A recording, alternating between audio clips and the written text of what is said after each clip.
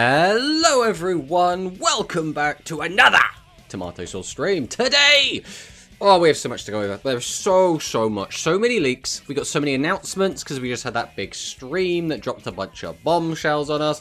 We've had some new products come out. We've had the new skill come out. There's so much stuff. And that's not even counting the OCG stuff. We had our first tournament with the new Rush skill, and it came second. I don't think most people expected that. I think some people expected it to be good, not like second place in its first tournament good. But then again, you know, first day, we'll give it a little bit. We'll see how it performs in the long run, right? But first impression, things looking quite good. But this is, it's nothing too surprising, right? When Metarian got its new stuff, it suddenly popped up on the first couple of tournaments and then sort of fell off after that. But I think getting second place, almost first place, is a good first showing. So yeah, we're going to go through absolutely everything today. We're going to start off with the speed stuff. We're going to go through the selection box that came out. We're going to be talking a little bit about the new speed skills that came out, go through all of that. Then we'll get into the Rush Duel Link stuff. Then we'll get into the OCG stuff. So that's kind of our timeline for today. But before we get into all of that, let's say hello to everyone in the chat. So how are you guys doing? We have the Dr. Alex with the first. Hello, my friend. Welcome. We have Des Mume in the chat. Yo, Tomato, I legit wanted to ask you when the stream is going to start. So much to talk about. Hope you will mention over limit OCG packs as well. I can. The issue is, outside of that looks cool, because I don't play TCG, I am not going to have much of an insight into how those cards are going to be used, what decks could use them, for example, outside of some very surface level knowledge. So I'll take a look at them, right? We can do that, that's fine. And we'll talk about how pretty the cards look.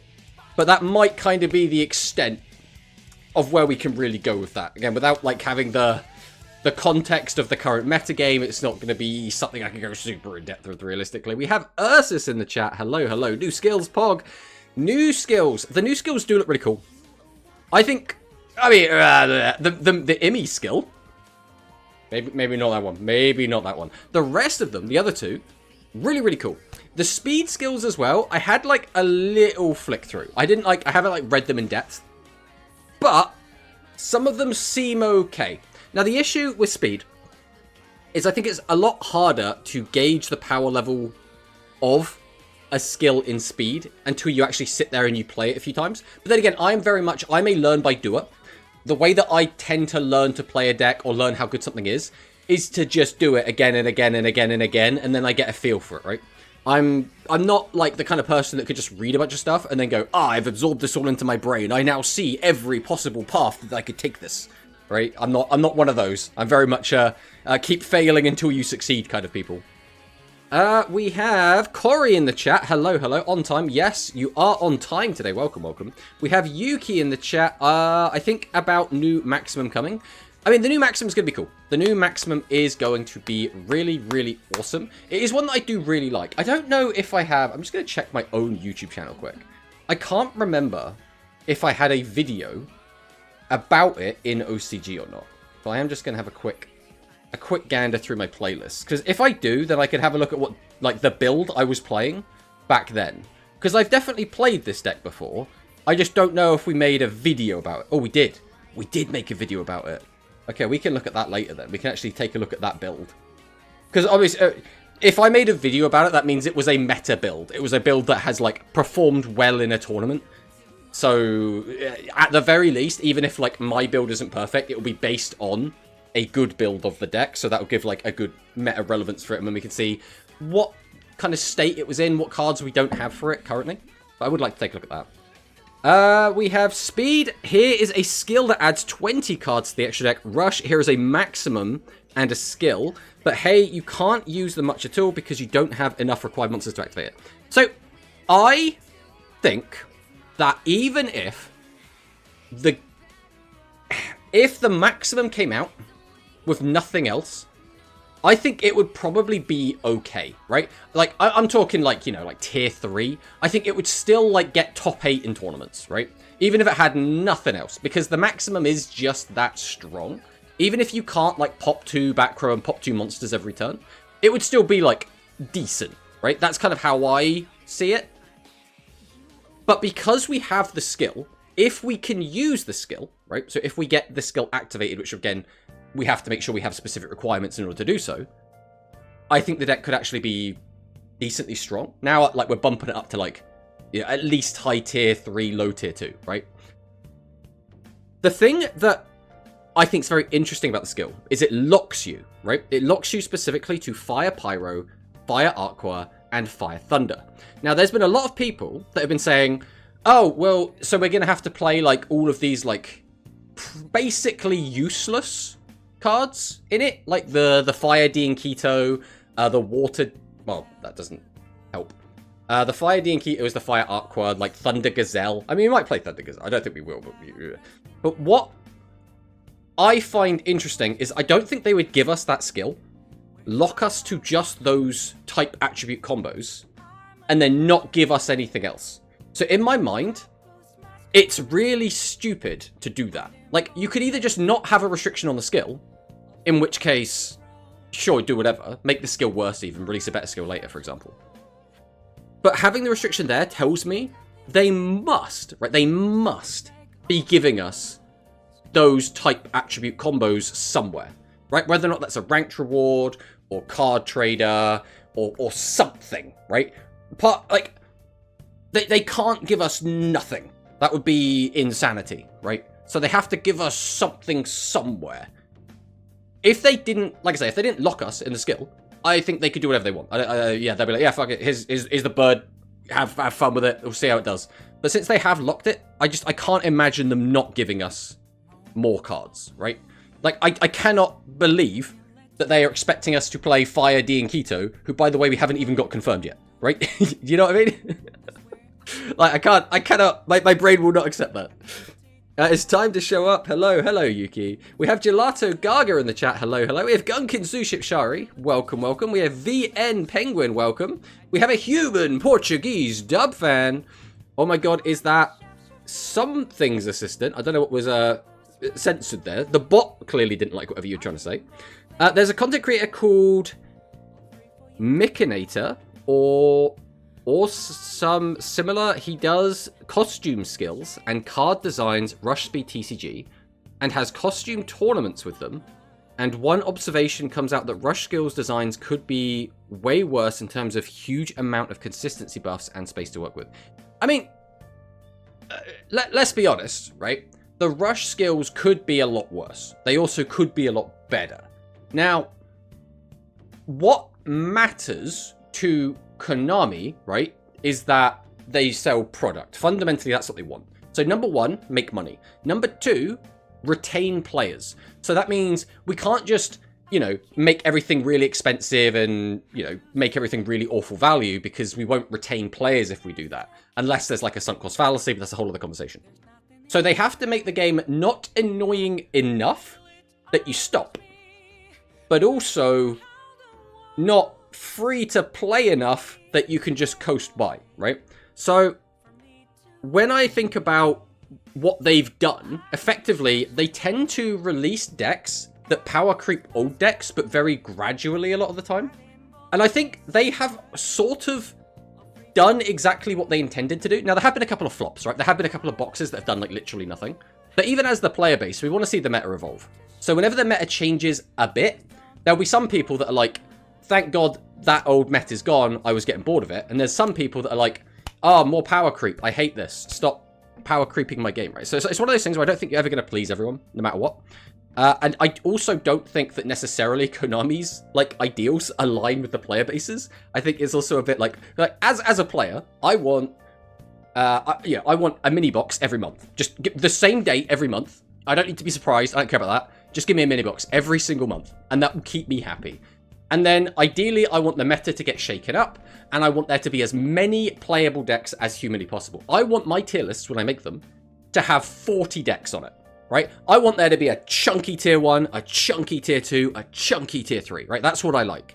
Because in my mind, a diverse meta is a fun meta. It's not necessarily healthy, because there are some drawbacks of having a diverse meta, but I think for a more casual player, or someone that's just like, I like X deck, just having more viable options is more entertaining, right?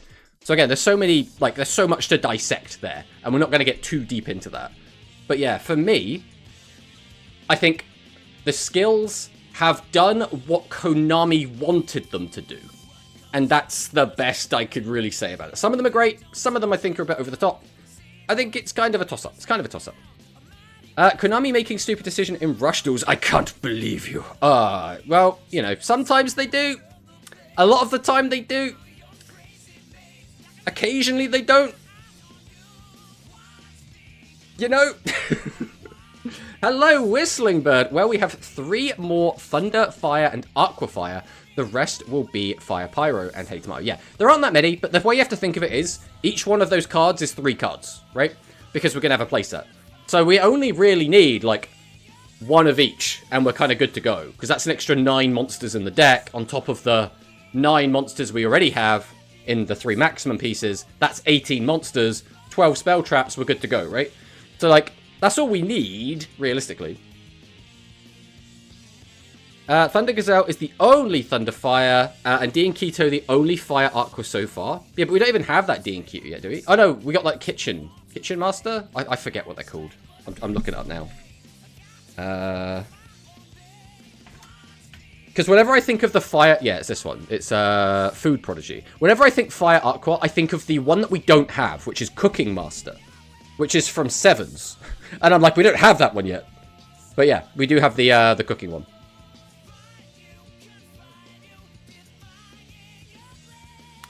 We already know the box card, so I really hope it is in the trader or ranked. Otherwise, one of my top maximum decks will suck. The thing to remember is, it doesn't matter necessarily. It'll be frustrating, right? If the worst timeline happens and we don't get any more support for the deck immediately, right? What that means is the deck still has a good skill. And the maximum monster is still good, right? So what that just means is, in the future, when the support does come out, the deck becomes really good. So, like, yeah, it sucks. It's sort of like Red Eyes now. Because Red Eyes, I think, has done better than most people thought it was going to do. But that Red Eyes deck is going to get better. Now, the issue with that is the skill isn't as future-proofed as we would like, because it stops you from using a lot of the other cards. But again, if we get the fusion spell, right, that says if you make a Red Eyes monster, you can pop a card on the field. A Red Eyes, like, non-effect monster. There's the back row hate. I don't think is going to be as important, realistically, if we're being completely honest. But the Skull Archfiend, what's it, Skull Archfiend of Lightning? Skull Archfiend of Armageddon? The one that pops all your opponent's monsters. That is, again, will make that deck so much stronger. So the question is going to be, how long until they drop those cards? And when they do, will they release a better Red Eye skill to play with, like, the Meteor Dragon stuff? Right? Because it'll be interesting to see if it's going to be better or worse overall. I'm really interested to see what they do with it. They forgot the card requirements. Well, that's the thing. Part of me was like, well, if they're not going to give us anything new, just give us the skill, or maybe even a slightly weaker skill, with no card requirement, and then just go with it, right? But they decided to not do that, so it feels very strange. One of the Imi's D and Keto is fire, though. Yeah, well, one of Imi's is, and one of Mimi's is. I can't believe Dr. Alex is censored in chat. What is Tomato trying to hide? Wait, Dr. Alex is censored? Is that what you tried to say? So you wrote D-R-A-L? Drowl? What does drowl mean? Is drowl like a foreign swear word? I'm Googling it. I mean, I'm not seeing anything. I have no idea. I don't know why it's specifically censored, but interesting, interesting. Isn't T1 chunky at the moment? So Tier 1 right now, bear in mind, like, we're in a new meta, so we're kind of still experimenting with it.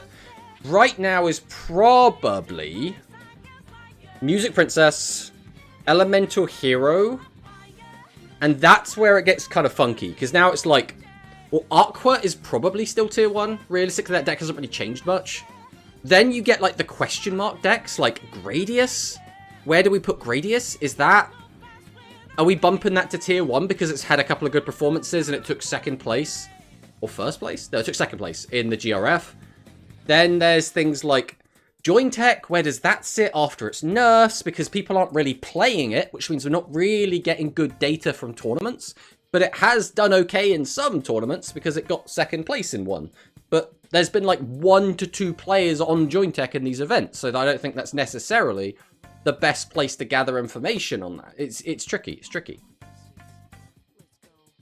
Yeah, we do food, profile food prodigy. Tomato for getting rush cards. How embarrassing. What do you want me to say? I'm only human. And my memory is something I've never bragged about. All right, we're in an ad break, so I'll wait for the ads to go away.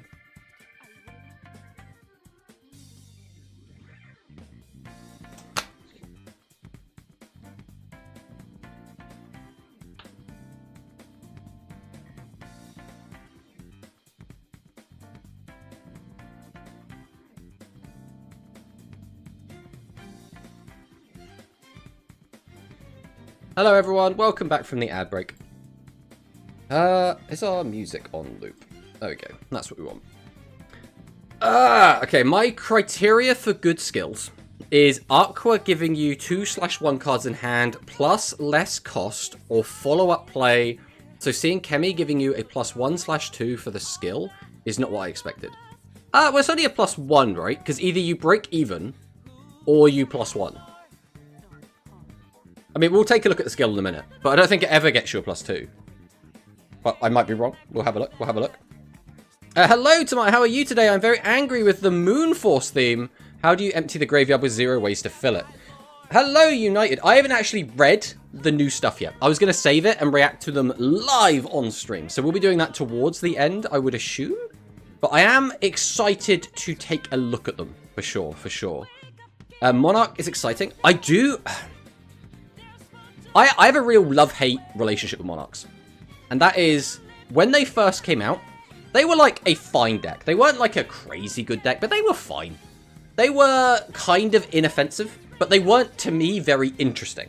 At the time when they came out in OCG, we had so many fun decks going around that Monarch, by like comparison, was like, I contribute a monster, and then it gets rid of the card on your field. Haha! And it was like, neat. I could do these like really interesting in-depth combo plays that give me a load of advantage, and like I could spin plates for like 10 minutes doing all this really cool stuff. Or I could just like herp dirt, tribute a guy and pop a thing. I don't know, it wasn't interesting to me. Then I also didn't like that they got their structure deck that made it really, really good. Because, you know, as is traditional, you don't like tier 0 or like the best deck in the game, right? That's just a fact. People just don't like whatever the best deck is. So I didn't like it then. But I actually did quite like Blue Eyes Monarch when that was a deck in Duel Links. I actually thought that was a pretty cool deck.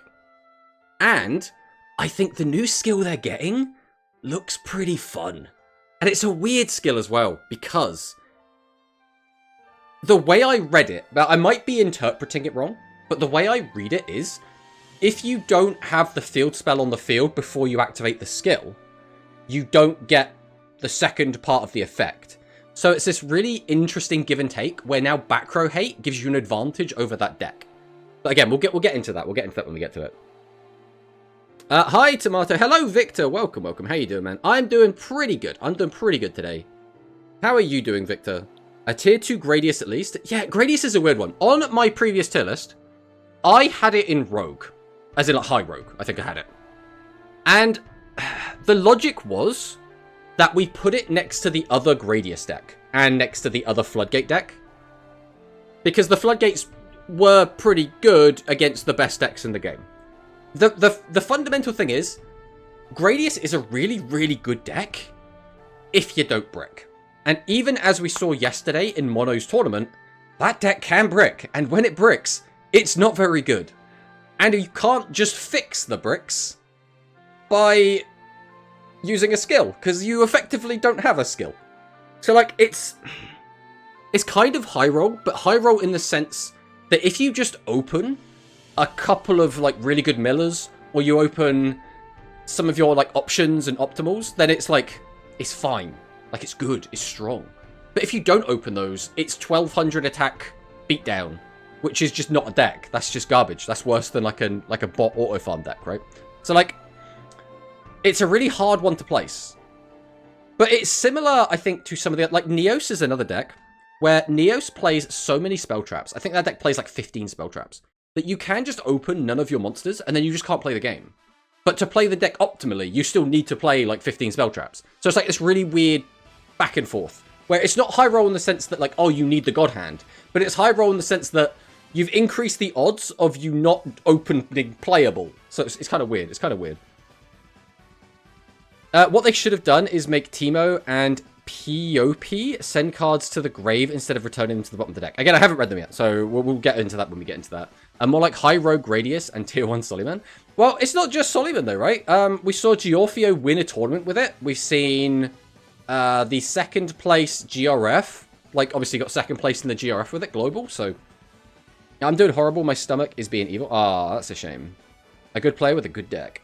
So time to farm some gems during the yapping stream, 2k away to have enough for the end of the month box. I mean, that's what we always want. You got to make sure you got your 7.5. You got to make sure you get your 7.5. Okay, I've lost connection. Hello, Tomato again. How about the new build box stuff? I mean, we'll get to that when we get to it. I am excited. I'm excited for it. I am more excited for Monarchs than I thought I would be. And I love the bird maximum, so that's great. We're always looking forward to that. And what about the Rovian box next month? I mean, we could speculate all we want. We'll have to wait and see. For OCG, the one theme has super cool mechanic and a good ritual monster. The main deck is meh. The other theme is really good. 3 ritual monsters. Easy to summon them, but they want materials in grave and shuffle back from grave and have 0 ways to fill the grave. 0 ways to recover the 1 ritual spell. I mean, it might just be that we haven't got all the cards yet, right? One, they might be doing what they did with things like Doomblaze Fiend, where they give you some of the cards, then they give you another wave of support the box after. They also could just not have shown us all the cards that are coming in this box yet. Or they might be intending for you to use stuff out of Archetype. Like, I've been playing a lot of the Sparkheart's Girl. And in order to make that deck run smoothly, you kind of need millers from outside of the Archetype, so it kind of worked out. It kind of works out. I don't expect a Rush character before March, looking at all the speed leaks. Yeah, I mean, we got, what, 5? Was it 5 total? Or was it 4? It was 5 or 4 last year. Someone will know. One of you guys will know how many we got last year. Yeah, March is the earliest for Rush character, most likely. We normally don't get a character independently after KC Cup. Or in... Oh, immediately. Right. Captain Teemo. Exactly, it's Captain Teemo. There was leaks. I'm unadapted on the news. Yeah, we have new leaks. 2k gems away from the next deck build, ignoring the character vault. What's the character vault? Am I being stupid? I might be being stupid. It wouldn't be the first time. It's funny we get maximums before Salamander Fusion. Hi, tonight. Hello, Luis Fernando. Welcome. What are your expectations for Rush Anniversary? I assume that is. In OCG, do you expect announcements of any new mechanics or something? I think it's still a bit early for like a big new mechanic. They could give us like a little mechanic, right? Like, I don't even know what little mechanic they could realistically give us, but like, I wouldn't expect like something like a Synchro monster or like a new Rush unique monster, like extra deck monster type, right? They could give us a new type, like Galaxy, right? They could do something like that. That's kind of a small thing in the grand scheme of things. They could give us, like, maybe continuous spells? Like you know, a little update. Not like something that's going to completely change the way everything works, but something that is kind of imported or something new, right? That's the kind of thing I would expect, if anything. How are you? I'm doing pretty good, Luis Fernando. I'm doing pretty good. Both leaks and news, check DLM Discord and Tomato's video, shows this month's box, and the Rovian part is a guess. Yeah, but the actual leak stuff is the new skills, right? That's the exciting bit. Manabu, Yuka, Tiger, and the fake Mimi. Yeah, Emi. So it's just the 4? Because we got, I want to say Zuijo was like December of last year? Or the year before last, I guess now, we have to say. So I guess it was only 4. A character vault is in the characters, 1 fight away from gem level. Ah, I see. I can see us getting Rush Alt style after KC Cup. That is another thing that we could start seeing. Again, we've already had 2 of them data mined. It would make sense to us to start getting them soon. The one thing I don't know is, what is the Yuga Man going to have? Because I'm pretty sure we were pretty sure it was going to be the Yuga Man. Now, it could be a different Yuga thing, right? But it's probably the Yuga Man. So we'll have to wait and see what it actually ends up being. They currently try to actually support ritual decks and give new ritual decks, and also, as you will see later, a unique way to ritual summon. I am okay with nothing new this anniversary. Yeah, that's kind of how I feel as well. Hey, Bankai, welcome on in. We should also add that Darts and the rest of those people were leaked also, even though we knew Darts was coming. I don't think the other characters were leaked as playable yet, though. I could be wrong about that, but I'm pretty sure they had duelist IDs, which means that they will be playing against them during the Darts event. Now, I expect all of them to eventually become playable, but I don't think they're necessarily all going to drop like one after the other sort of thing. I would expect it, Darts event, during the Darts event, the roaming like Valen, Alistair, and Raphael, right? We'll do all of them. That's what I would expect, but we'll see. We'll see. Seven's Chariot? I mean, Seven's Chariot should be used by that guy, so you wouldn't expect it from Yuga Man, but Seven's Gears, please no, please no. Worst format tier 0 Brain Dead with Dragoon. Hello, Kim friend. Welcome back in, my friend. Hope you're having a great day. Number 1 Rush fan Kim friend here, everyone. A Yuga Man and probably going to introduce Magical 7's Fusion. Magical 7's Fusion would be a really weird card to give us now. Like, I kind of get it, because it's not a crazy strong card, unlike something like 7's Wonder Fusion. But, Tomato, where are ya at in Time Stranger? Time Stranger, we have just finished the Colosseum in Factorial Town. We've just done that. We've now got Marsmon, like, his gem is in the door. I don't know, that's where we're at, that's where we're at. Tomato, do you like Maximums? Hello, Toti. Maximums are a weird one. I think the idea of Maximums is really cool. Some of my favorite decks in Rush OCG are Maximum decks. The Dinosaur Maximum deck is really, really fun. It has a couple of really big weaknesses, but it's still really fun to play. I think that Doom Blaze Fiend is a really fun deck, and that is, again, a Maximum/Ritual deck. So that deck is also really, really cool. Maximums always have a weird issue, though, where you feel like you're punished for playing a deck that doesn't have an out to Maximums, but in the modern Rush OCG game, most of the time you just have an out, so it's not a big issue. Whereas if Maximums are in Duel Links and you're playing something like let's say Join Tech, for example, Join Tech doesn't naturally have a way to out a Maximum, so that deck can feel a little bit gypped by it, right? So there's that, and then there's the issue of, especially in an 8K format, Maximums aren't very good at killing your opponent in a single turn, so you're kind of committing to like, I'm going to get my max out. We're going to hit you for like 3 to 5k, depending on which maximum we've got and depending on what the board setup is. And then we're going to try and finish you off on the next turn. If you take 3 turns to kill your opponent, I'm like, what are we doing, right? We shouldn't be taking 3... like, I've assembled the 3 pieces of the win con. I want to be like ending the game as quickly as possible, but that doesn't always happen. So that's an issue with like playing Maximums. I don't see the Armor Guy is coming because he doesn't have a deck. Armor Guy. The Armor... What is the Armor Guy? I don't know who the Armor Guy is.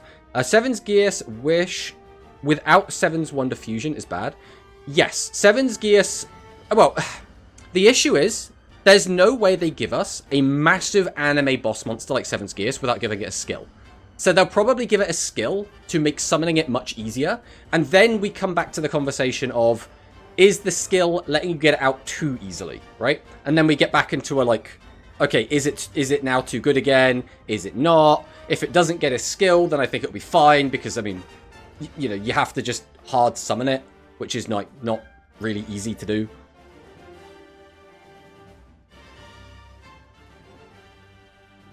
Let's try catch up. The rest are in a weird spot because they got no cards. Oh, Valon. Right. I'm on the same page. Again. Valon, I think, could come out in the same way that a lot of the characters are just coming out with a random ass deck. Like, we got, what's his name? We got Noah, and he's the Shino Bird guy. Noah doesn't play Shino Birds. So, in the same way, you could just release Valen and just give him a different deck. The question then becomes, what deck do you give him? Because the obvious one for me would be like Phantom Knights, right? But that doesn't work because that's already an anime character's deck. So I don't know what exactly they could give him, but I would expect them just to release him with a non-canon deck, right? I finished Time Stranger like a week ago. Gotta say, there are some crazy endgame fights. I'm looking forward to it. I am very much looking forward to it. I actually think the game peaked in difficulty. Oh, when? Probably like a little while ago. I had a couple of fights where I was genuinely like, this is actually kind of hard. I gotta use items and stuff to stay alive. And then the game's kind of been easy since then. We haven't really been dying a lot. And obviously we haven't wiped it all, but that's normal for Digimon story games. Usually they're not like crazy difficult until you get to like the optional super bosses at the end. The Orichalcos arc, the one that dueled Joey for Mai, they'll just give him a skill, a Royal Rebel skill for 7s. That would be, I mean, they could. They absolutely could if they wanted to. The equipment, his monsters as real-life armor. My head is just annoying at the moment with my stomachache. Shinobird is spirits. There's no armor decks. No, not no. Yeah, but that again. Phantom Knights is an armor deck, right? You might not like it, but that, you know, there's a pair of shoes. There's a hood. There's a couple of the swords, right? That still would make the theme work. Right? You'd have to squint at it in the same way you have to squint at Shinobirds, right? Realistically, no matter how much you say, oh, well, they're spirit monsters, and he uses a couple of spirits, therefore it's 1-to-1, and he uses Shinato, which is he's still not a Shinobird guy, right? Noah does not play Shinobirds, I'm sorry. He doesn't. So, all you have to do is find something that very loosely matches the theme. You could probably just give Valen, like, any machine deck, and just call it a day, and be like, yeah, that's fine. But Phantom Knights are spirits in armor, but Valen wears his armor, right? I don't understand why I don't know why that's what you're getting hung up on. Like, that seems like such a weird hill to die on, to be like, well, actually, I will nitpick this one tiny difference, and that means it cannot be a thing. Even though, you know, Shinobirds is completely fine. Like, we're just hand-waving that one. That one's okay. But this other specific example, no, that one could never work. I'm concerned about maximums in Duel Links when most of the meta decks have an engine that outs them, or happen to play cards that out them. Yeah, but I mean, you have to have outs to them, right? You don't want maximums to be like a towers, right? You don't want a maximum to come out and it just to be completely unoutable, because that's not very fun. What you want is your opponent to be able to out your maximum, but not immediately kill you, right? In my mind, that's the best, like, balance of like, okay, I can deal with the max, but now I can't OTK you. The issue is if you can deal with the max and then OTK in the same turn, now maximum decks feel really weak. So, like, that's kind of where I fall on it. But again, a big part of that comes down to, we've only got 6,000 life points, and that makes OTKs a lot stronger. And it also makes OTKs a lot easier. Like, we've had decks that are able to OTK that were not anywhere near able to OTK in OCG, just because of the 2,000 life point difference, right? Valen on Labyrinth. Runic. Here we go. Runic Valen, right? Here we go. Perfect. Perfect. I gotta say, the game made me hate Titamon. I mean, so far, I haven't engaged with Titamon too much, so I haven't really got much of an opinion on that. In before they give Valen Rescue Ace. Oh. Rescue Ace Valen would go kind of hard. It would go kind of hard, not gonna lie. Didn't we get leaks for Galaxy? New support in speed, also for maximums. I think they are continued. The level 4 maximum design.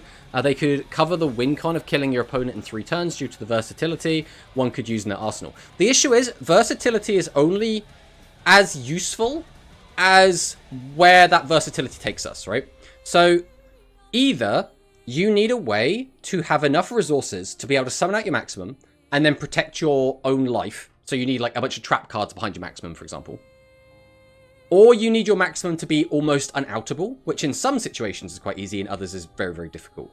So like, it's a weird issue where generally the trade-off for versatility is you lose ceiling, right? That's usually what happens. So the question then becomes, you just need to have a game plan. Regardless of what that game plan ends up being, there needs to be something competitively viable in there, right? Technically, one of the attacking cards is a 10x support card. What's a 10x support card? I like that idea too. Outing a maximum but not OTKing you. With the new Pyromax, all I see is Royal Rebel stonks. I mean, yeah. Royal Rebels is... like... Roa specifically goes out of his way in the anime to be like, I don't need fusions. I don't need maximums. Who uses that shit? I'm just going to play my main deck boss monsters. And I'm going to win anyway. And that's kind of what makes Roa awesome, right? That's kind of the really exciting part of it. Is like, yeah, you don't need those stupid gimmicks. We got this. We got this. Though Music Princess has some words about the game. Music Princess is disgustingly powerful right now. I think... realistically, if we were to, like, take away Action or Turbodiche, I guess to get rid of Turbodiche would hit it as well, that deck falls back in line. But right now, it's really hard to say that deck isn't really, really good. I think it's hard to make an argument that it's not just the best deck. Like, it's that and Hero, to me, are just the best decks. Now, they're not unbeatable. Obviously, they can still get beaten by anything. But they are just... the most consistently strong decks that are able to just kind of out everything. A Rescue Ace Valon would make sense. But it's pretty hard to recover the maximum after. It depends on the deck. Some decks are able to just kind of spit a max out every turn. But the trade-off is their maximum is usually not as strong as the other ones. So, like, I could imagine Valon wearing the items in the runic cards and then when he activates them. I can support Rescue Ace Valon. I'm glad people see the vision. 10x are 101, 102, 103, 104, 105, 106, 107 number monsters, aka Baron numbers. Oh, so it's 10x, because it's like 100 and X. Right, okay. Action and Turbodiche just moved it to a different stratosphere. Yeah, getting the +1 off of Turbodiche is already just really, really good. On top of, you now get a boss monster that gives you another +1, and that +1, you know, can be a random draw, or it can be specifically the fusion spell to extend further, or it could be the Straight Pierce, which is just an extra 2,000 damage, and reducing the attack and defense by 2,000, which is extremely relevant, because even if you decrease their defense, you can grab back Straight Pierce, which means you just get an extra 4,000 damage, which is quite a lot in a 6,000 life point format. It's also quite a lot in an 8,000 life point format. But, you know, that's just how it be. That's just how it be. Over 100 numbers. The cards that supports any of them just say numbers between 101 and 107. Am I late for some rush stuff? Hello, Lost Memory. Now, we barely started talking about anything. We're still kind of just doing the intros. Speaking of, we will go ahead and start jumping into some stuff. So, the first thing, this shouldn't take long. I want to talk about the Selection Box Volume 09. I'm happy that this is a speed box, because I do not want a rush selection box. If we could just keep these in speed, that would make me very happy. These cards are pretty cool. I think... What do you guys think the chase cards in here are? I know a lot of people are talking about Ghost Spell, but I kind of think Typhon is the chase card in here, you know? Typhon is cool. I mean, cool is one word. Cool is one word for it. Ooh, selection. So this is, you know, Typhon. During the turn or turn after your opponent special summon 2 monsters from the extra deck, you can also XE summon this card by using one monster you control with the highest attack, your choice of Tide, transfer its materials to this card. If you do, you cannot normal or special summon monsters for the rest of this turn. While this card, or while this XE summoned monster is on the field, neither player can activate the effects of monsters with 3,000 or more attack. And then once per turn, you can detach one material from this card, return one monster from the field to the owner's hand. So this is a floodgate, but only for, like, really big guys, which is already quite an interesting, like, design. But if your opponent isn't playing really big guys, you still get the ability to bounce the card, which is pretty cool. I think this is just... It's pretty fun. I think it's pretty cool. Ghost Spell and Droll just break the game. Cosmic Cyclone in a selection in our Lord 2026. The chase card depends on what you're playing currently. Hello, E-Hero. Welcome on in. Cosmic Cyclone is the chase card. I mean, I've already got 3 of this. So I don't know if I think this is a chase card personally, but... I mean, it's in Galactic Origin, right? It's a weird one. A going second card that's best used as the very last thing you do is interesting. Yeah, for sure. I mean, Ghost Spells are, again, it's an interesting one. Droll being a reprint. Droll is a card I don't have, so that's probably would be my chase if I was going in here. I'm not going in it. I'm not doing it. Diviner is also interesting. I mean, what is really going to make use of this? Obviously, what, Drytron? Can Shino Birds do anything with this? I don't know, because it's fairies. I guess you could just run a fairy in the extra deck. I assume Shino Birds aren't fairies. I don't really play Shino Birds, in case you hadn't noticed. In selection box, it's Ghost Bell and Droll if you don't have Droll. Bella's pretty good, especially against Branded, I bet. Yeah, I could see it being good against Branded, especially specifically against Branded and Red. Frankly, the selection feels meh. Bell doesn't cover it as a sole new staple. I do quite like the fact we're getting some of the Horus cards, although I don't think these on their own are doing much for me. But, you know, Horus is a deck I have been interested in, so... Drytron can't run Diviner, it wouldn't help. Can they not run this card?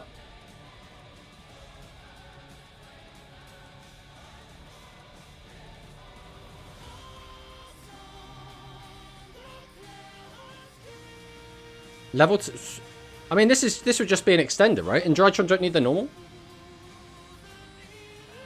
There's not many Horus cards? Well, yeah. I'm not saying that we're going to get, like... oh, when we get the other 100 Horus cards, whoa, then it's going to break wide open. Like, come on, man. I went in with gems, and I'm very disappointed. What I really wanted was a rabbit and didn't even get one. That is a shame. A Bell can negate Shino Bird's Ritual.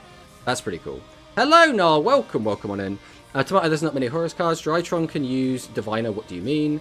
They can't run it. They can run it, but what do they do with it?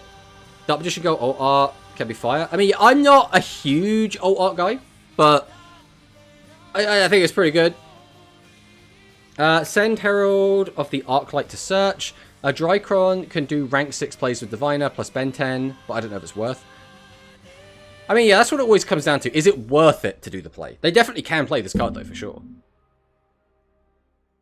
I use Diviner to summon FA Dragster. Oh, there we go. Just get out Dragster. That's what we want. You can synchro after into Drawn Dragster or something, or rank 6 plays. Like Drytron are all level 1s, and all they want to do is summon level 4 synchro. Yeah, but you could just summon this out, and then just use its effect, right? Use the effect send, get the effect of the card that you sent, and then send this off, use its effect to grab another card, right? Or special summon another card. I don't see, like, a negative to using it. Only worth it for tricks. Also, Ancient Gear reprints when the deck fell off hard. Yeah, it is a bit weird that we're getting these in here, to be honest. I mean, what else is in here that's like... I never really like seeing Zolkin, if I'm being honest. I'm always a bit like... eh. You can't tribute it for Drytron effects. I know, though, that Diviner of the Herald was played in the Master Duel version of the deck. And it was played in the TCG version of the deck. Again, I'm not a big Drytron player, right? I'm not really interested in that deck. But, like, this card historically has been played in the deck. Do you enjoy Sharks, Punk, or Tachyon? Not really. None of those decks are really... Right, so Punk is a deck I've never really played or played against. Punk is, like, one of those weird ones which I've just never had any experience with whatsoever. So I don't really have an opinion on it. When it comes to Sharks... I never watched Zexal. And of what I have seen of Zexal, I didn't really like the character of Shark.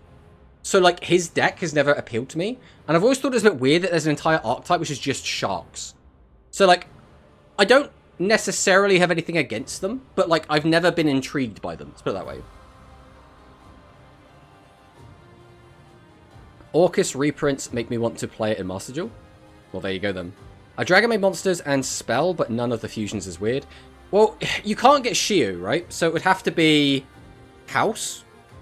Because, you know, Shio's a bundle. I'm sure our next picking point will go for Sharks. Oh, by the way, now I have Red Eye's Dragon Maid deck. It's fine. I mean, that's cool. But yeah, I don't know. This box is kind of whatever, I guess. I guess we'll get into the speed leaks, because I think a lot of people are just kind of waiting for us to get to the rush stuff, so we're going to go through the speed stuff now. So first up, Nash 1. You can only use this skill's second effect once per duel. At the beginning of the duel, Add ace cards to your extra deck. Can be used before or normal draw, blah, blah, blah, blah, blah. One of the cards you draw this turn will be a random waterfish. This is the nothing skill. This is irrelevant. No one cares. Moving on. Now, I'm not going to lie to you. I don't know what most of the cards do. But this is listing. I also don't want to read all of these cards. So I don't have a lot of context to give you for this. But you can only use the skill's third and fourth effects once per duel if your extra deck contains CXEs, Barry and Hope, number C101, Silent on a Dark, and number 101, Silent on a Arc. And everyone should know what Silent on a Arc and Silent on a Dark do. Those cards are just, you know, they were just fantastic regardless. At the beginning of the duel, add like 10 cards to your extra deck. During this duel, you cannot normal or special summon monsters except fish monsters and Xyz monsters. Fair enough. If your opponent has a card on their field or in their graveyard, you can normal summon one monster during your main phase in addition to your normal summon set. So if we're going second, we get normal summon set. Can be used, or I guess if your opponent uses a hand trap as well, but can be used before your normal draw. Barry and Battle Morph, regain your true form. Place one rank up magic, the 7th one, at the top of your deck from outside of your deck. So this is before your normal draw, so you're just going to draw into it. Reveal one level 5 fish monster in your hand and add up to 2 Xyz Revive Splash and or Shark fish monsters from your deck to your hand. Then send one card from your hand to the graveyard. So we get an extra normal summon sometimes. We can force our draw to be rank up magic, the 7th one. And we can reveal a level 5 monster from our hand to add 2 cards from our deck to our hand. And then send one other card from your hand to the graveyard. So that's a +1, right? So effectively, this skill can give us a +1. There's a lot going on here. There's a lot going on here. Dissertation, the skill. Macho Texto. You better go read the whole skill. I would be not reading the whole skill. Hello, Shui, by the way. Do exclamation mark Shui in the chat. Welcome on in. Yeah, this is a weird one. I might make a speed account for Nash. See, some people are really excited by it. Nash, for me, means nothing, right? I don't know. It's just... Until I've watched the show, I don't have any opinion on this guy. I got nothing. I got nothing. Imagine Farfa seeing this. Bro's head would explode. I summon Wall of Text. Ha ha ha. You'll never be able to read it before the timer runs out. Unironically, some people will probably do that. They will probably start trying to read this and be like, I just don't understand what's happening here. As 20 Xyz monsters tomato, you add... to clarify, for you tomato, you can't activate the 7th one if you don't draw it during the draw phase. I mean, we have the 7th one somewhere here. Is it here? Here we go. This is the card. So to activate this card, you must draw it for your normal draw phase in your draw phase. Reveal it and keep it revealed until the start of the main phase. At the start of your main phase 1, that same turn, you can special summon from your extra deck or graveyard one monster that has a number between number 101 and number 107 in its name, except number C monsters. Then Xyz summon from your extra deck one number C monster with the same number in its name as the first monster by using it as Xyz material. So we get to special summon one guy that's a number between 101 and 107, and then immediately, what was it, Chaos Xyz? I don't know what we call it, but they're chaos, right? That's what the C is in CXEs. Then you can only apply Rank Up Magic 7th one once per duel.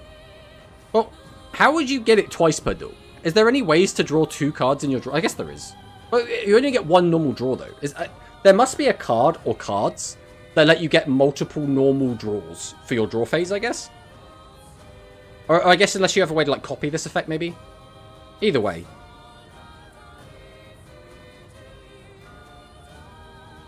The spell seems pretty good since Shark's monsters also have graveyard effects.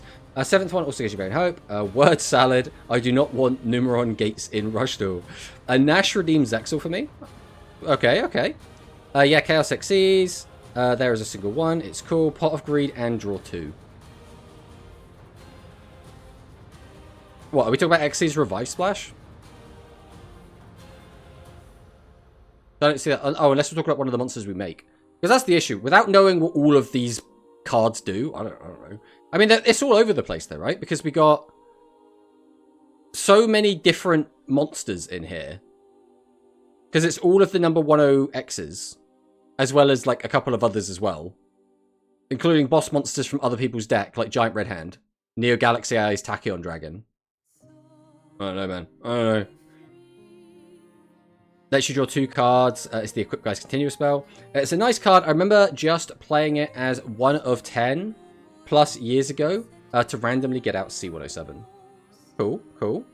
Alright, we'll just go on to the next skill, because I've got nothing really to say about that one. Nash number 3.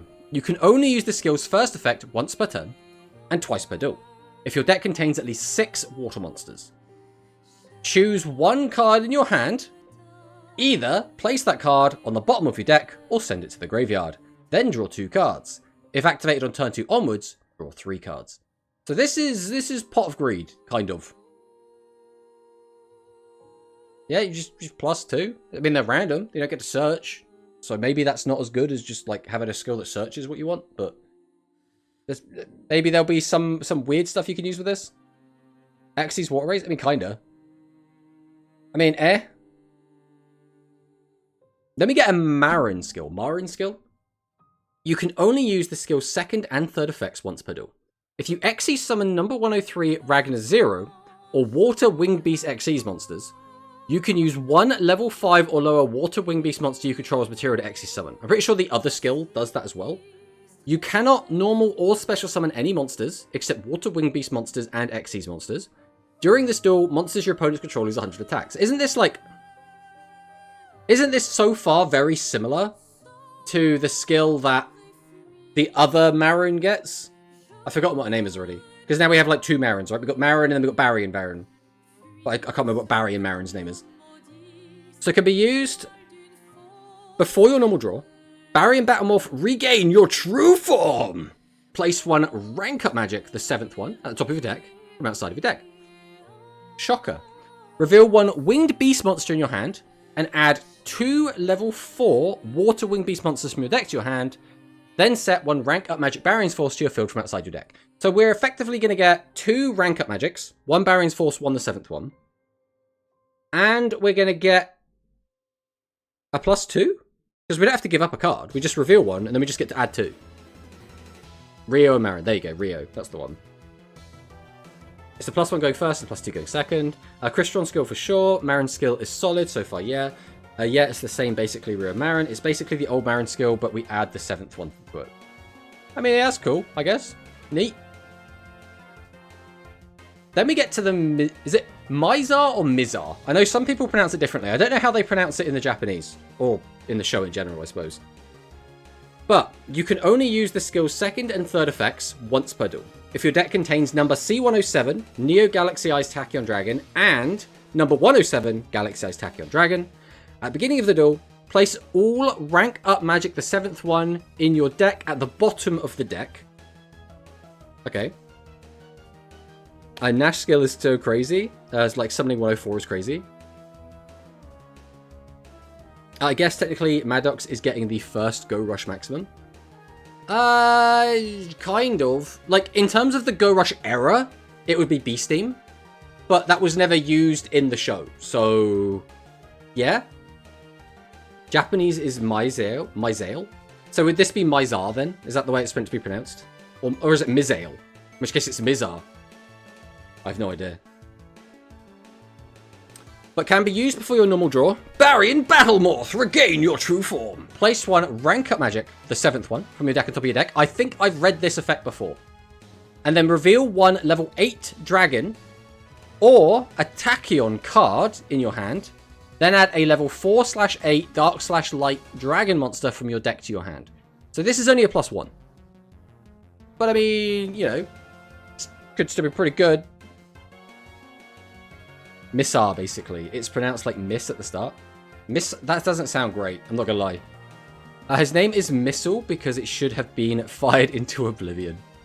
Alright, Rain Magic, the 7th one. Rank up magic, the 7th one is officially coming. I mean, yeah, we've got it written on 100 different skills here. It must be coming, right?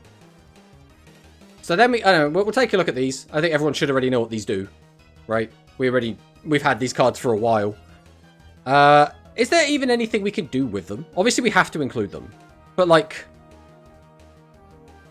I don't know what the Tachyon cards do specifically. Let's take a look. Let's see how many Tachyon cards there are that you can play in the main deck.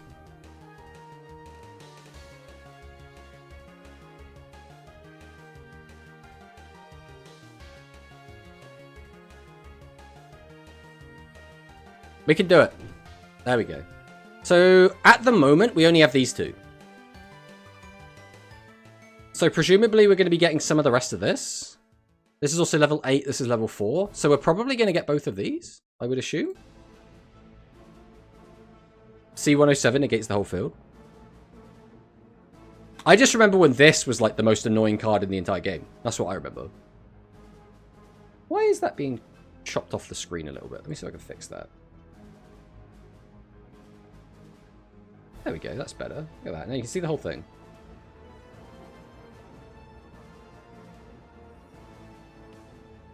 Primal Search's Transmigration. I might be a grade A Sacker on Master Duel right now. Nice. Level 4 Tachyon is so good. Don't forget Schwarzschild, Infinity Dragon. That is commonly played. Oh yeah, 100% that one's good. I haven't read this one before. So Tachyon Cloud Dragon. If this card is added to your hand except by drawing it, you can special summon it. You contribute this card to special summon one Tachyon monster from your deck or graveyard except Tachyon Cloud Dragon. Okay, that's pretty good. If you special summoned a Dragon Xyz monster, you can target one of them, attach this card as material from the graveyard. That's just really good. So it's just like extra material and a way to cheat back a guy from the graveyard. I mean, it seems pretty good to me. Seems pretty good to me. The 3 on top have been leaked. I mean, I haven't looked at the actual leaks. The leaks are... they're coming up. We'll get to them in a minute. But either way, next up, we have the Alito, Dumon, Girag, Maru, Nash, Mizar, Vector. 1 skill ID for each barrier. You can only use the skill second effect once per turn, and third effect once per duel. At the beginning of the duel, place all rank up magic, the 7th one, in your deck at the bottom of the deck. Can be used before your normal draw. Barrier and Battle Morph, regain your true form. Place 1 rank up magic, 7th one from outside of your deck at top of your deck. Then you can reveal a level 4, 5, 8, or 9 monster or a spell card in your hand. Place that card at the bottom of your deck or send it to the graveyard, then draw 2 cards. So this is a +1. It's pretty generic, I guess. Like, I mean, you don't even need to ever do the Barrier and Battle Morph part, right? You could just leave it at the bottom of your deck. Right, could you not put 3 copies of Barrier and Battle Morph in your deck, play a 20-card deck, then it forces all 3 of them to the bottom. So now you're playing a 17-card deck. And then, if you use the skill, you then take another card from your hand and put that on the bottom. So, theoretically, you'd have 17 cards in deck, draw 4, activate the skill, get rid of 1, draw 2. But that's now another 2 cards out of the deck. So you're now digging 6 into your 17-card deck. I mean, there's probably some degenerate shit you could do with that. It's like the other Cloud Dragon Galaxy Eyes has. It's weird that Vector is getting this because he doesn't have it in the anime. Yeah, you couldn't think of that. Yeah, you're right. He wasn't part of that big summoning when Nash made his first appearance. Wouldn't shuffling the deck make it different? But when do you shuffle?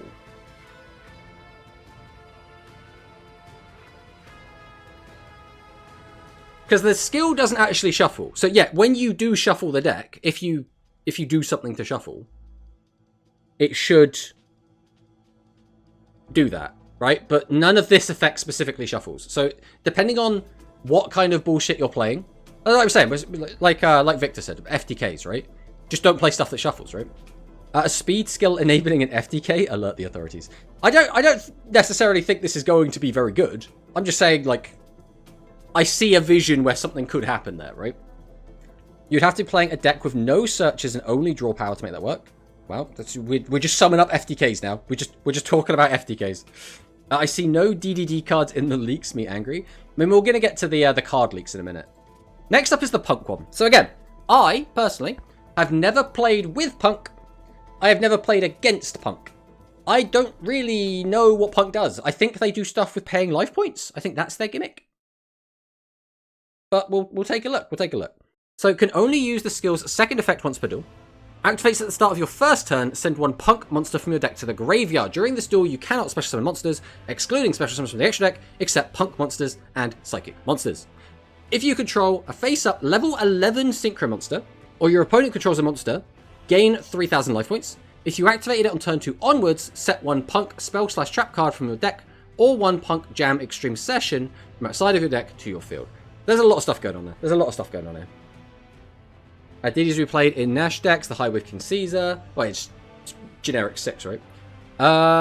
Punk is so sick. I've arrived to do a really fast recap. Hello, Pro Manicust. I mean, we're still talking about the speed stuff. People are really excited about the new Shark stuff. And, well, I guess Nash, but Shark is Nash? I haven't watched the show, I don't know. But people are excited. And now we're looking at punks. I don't like PvP speed duel events because none of my decks are not. None of my decks are not good. So all of your decks are great. That's fantastic. Bam, that's what we need. Punks are cool. Hello, Apple Tree. Hello, Pokemaster Ian as well, by the way. Psychic and Punisher the Goat. Do we have Pep in Duel Links? I don't think we do, right? To clarify, Nash's skill basically can get a free High Wave King Caesar. That's pretty cool. Let's jump back over here quick. Let's take a look at the punk stuff. Punk. So this is the only level 11. So I assume this is the level 11 we're supposed to use the skill. Ukiyo Punk Amazing Dragon. So 3,000 attack. It gets shut off by Typhon. Dead on arrival. Dead on arrival. Sea Serpent. That's interesting. If this card is synchro summoned, you can target cards your opponent controls up to the number of level 3 psychic monsters of different names you control and in your graveyard return to the hand. Okay. And it's cards, and it's non-destruction, but it is targeting. Okay. You can target one punk monster in your graveyard, except Ukiyo special summon it. You can only use one Amazing Dragon effect per turn, and only once that turn. This is cool. I mean, obviously, it's not going to matter. What's going to matter is how easily we can get this thing out. But this is pretty cool. Japanese really love the archetype, because Revive can rank up X's monster. I played Punk on Master Duel, that's actually fun. Nice, nice. You summon this on the opponent's turn with Punk. You say that with Punk. I assume you're talking about, like, the deck Punk. But if you're talking about, like, one of these and you're just calling it Punk. Hello, Colin. Welcome on. The big issue I see with Punk so far is the same one Adamancipator had, and that's the board space. I mean, yeah. I remember playing Punk Ninja Makanko Infernoble Fun Times. That does sound like a wild brew. I mean, we'll take a look at some of these when we get to the leaked list of cards, because I think this is going to be a weird one, and we're going to have to dive quite deep in. Well, speaking of, I suppose we're there now. So, what Punk cards are we getting? We're getting Gagaku Punk Crash Beat. Let's go and take a look. So these are all the no Punks. Right, so the spell cards are the Gagakus. Okay. And was it Extreme Session we get with the skill? This is going to be confusing. Right. Extreme Session is what we get with the skill. Okay. Okay, step number 1. Read Extreme Session. This is a field spell. Once per turn, you can banish one Punk mod from your graveyard to special summon a Punk monster from your hand. So this is going to be live immediately, because with the skill, we can send a Punk monster from our deck to the graveyard, and we search out Extreme Session, so we can immediately do this if we want to. If a psychic monster you control pays life points to activate the effect, you can draw one card. You can only use this effect of it once, up to twice per turn. So this is a Pot of Greed that you can guarantee get online. Okay. Yeah, one of the level 3s let you quick synchro. Basically, every Punk card leaked. Only spell that matters is the field spell. Okay, I mean, we'll take a look at the other ones anyway. So these are both continuous. If your opponent activates a card or effect that targets a Punk monster, you can target one of your opponent's cards and destroy it. You can only use this effect of once per turn. If this card is only spell and trap, is returned to the opponent's, is destroyed by opponent's card effect, you can activate this effect. This turn, your opponent cannot target Punk monsters. Okay, so this is just protection. At the start of the damage step, if your Punk monster battles an opponent's monster, you can destroy that opponent's monster. You can only use the effect of it once per turn. This card's in the graveyard. Cannot be destroyed by battle. So these are both protection effects. Okay. Let's jump back over to the list again. This is going to be tricky. All right. So we got the Jaruri punks. We got 1, 2, 3, 4, 5 no punks. Have we got, like, just all of them? Like, are there any punks we don't have? Because that might be easier. Basically, every punk card is leaked. Okay, we'll just go with that. We'll go with that. So, no punk. Once per turn, when this card destroys an opponent's monster by battle, you gain life points if the monster's special attack. Yeah.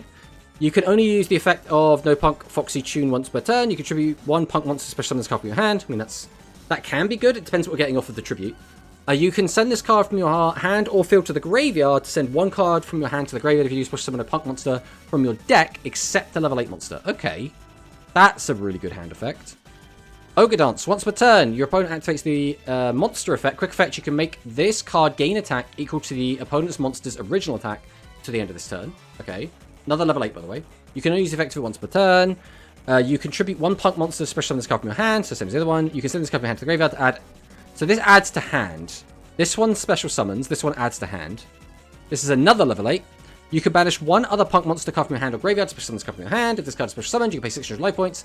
Take 1 punk monster from your deck or graveyard, except a level 8 monster. Either add it to your hand or special summon it. When a monster your opponent controls 2500 or more attack activates effect, quick effect, you can change it to face down defense position.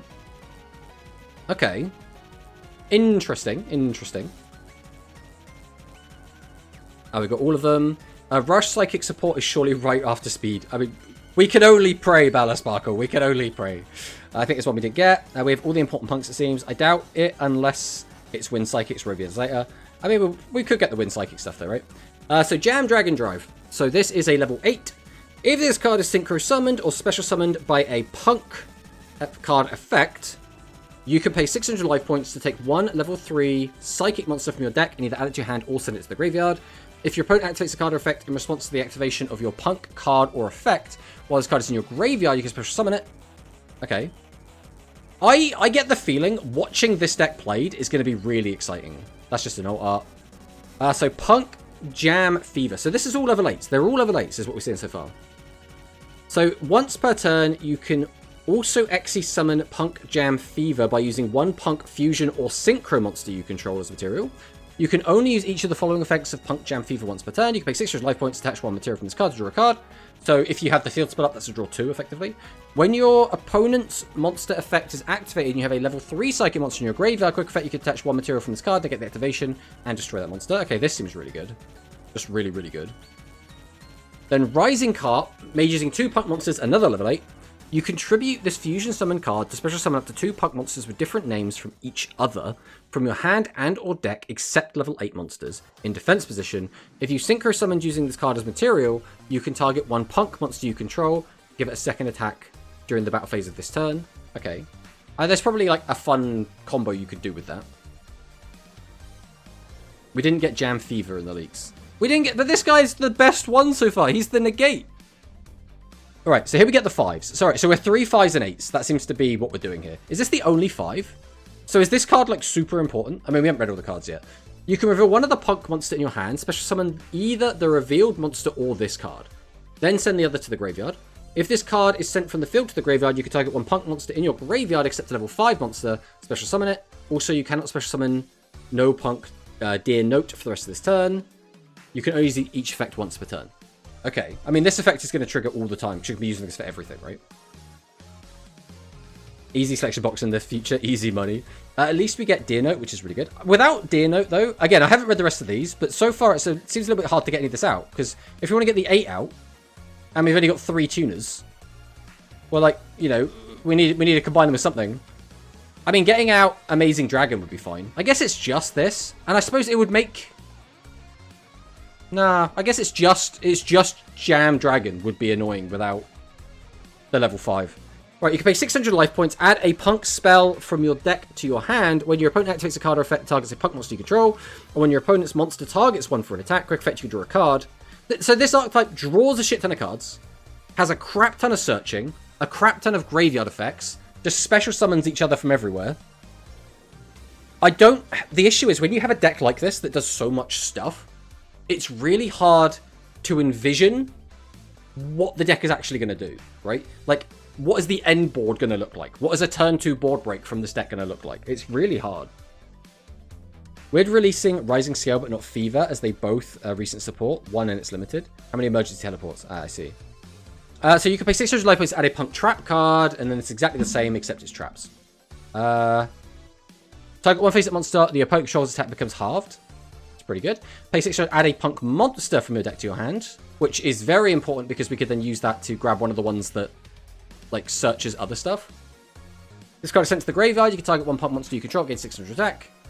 The rest of that effect's a bit crap though. And then Sharakusai, pay 600 life points, fusion summon a punk fusion monster from your extra deck using monsters from your hand or field as material. During your opponent's turn, you pay 600 life points immediately after effect results. Synchro summon one punk synchro monster using monsters you control as material. So this also seems unbelievably important because you need this to do the synchro in your opponent's turn, and you need this to summon out Rising Carp. I don't know how much Rising Carp is used. I imagine there's going to be some sort of like board break play where you try and use this to OTK. But again, that's just initial impression after reading the cards. Yeah, the descriptions are not the best. Yeah, I mean, especially if they don't have Jam Fever. Like, our disruption now is like flip something face down, halve an attack of a monster, and then maybe if we have these spells, we could protect ourselves a little bit. I don't know, man. Rising Carp is needed to get to everything. Do you need Rising? I mean, can't you just use these level 8 boss hand monsters to get stuff out if you needed to? Or just go into Dragon Drive and use that? The big part of their turn 1 combo.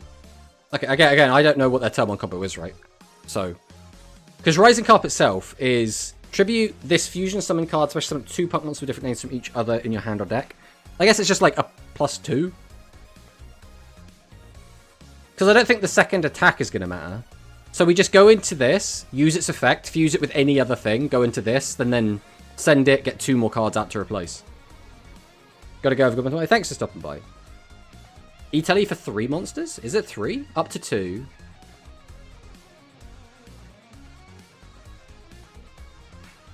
Oh, is it because one of the cards you search gets you another card? Is that the logic? Okay, I mean, again, these cards look cool. Like, reading them, they seem really interesting.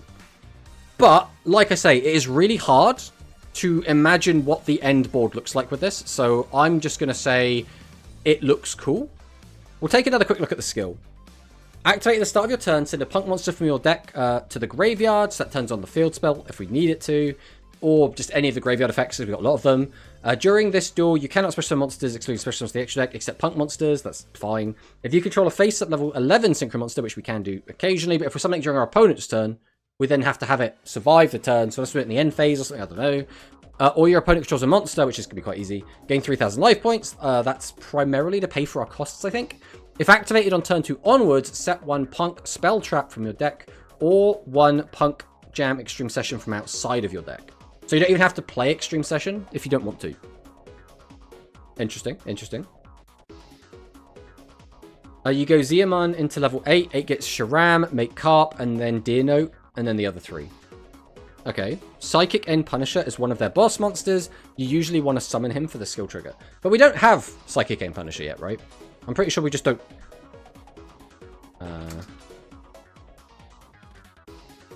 And if this card did come out, surely this would be a bundle, right?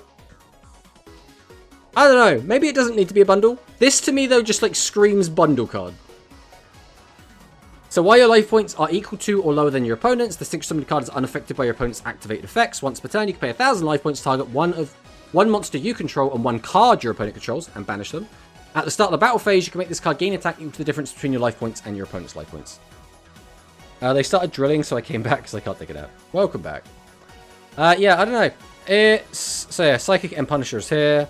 S-Force Night Chaser. 7th Tachyon.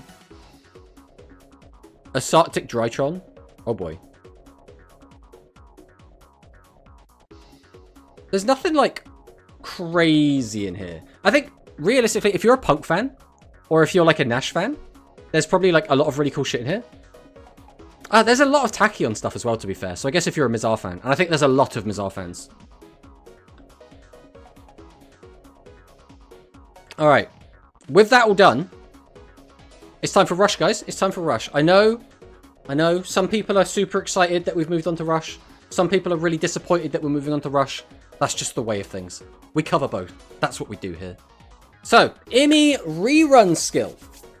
Set 1 Kingdom of Bubbles or 1 Rainapolis from your deck or graveyard to your field.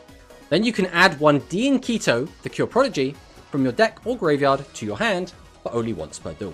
So, you might be wondering, what is Kingdom of Bubbles? This unbelievably powerful card that must be unbelievably good in order for you to play this skill over the already established good Aqua skill.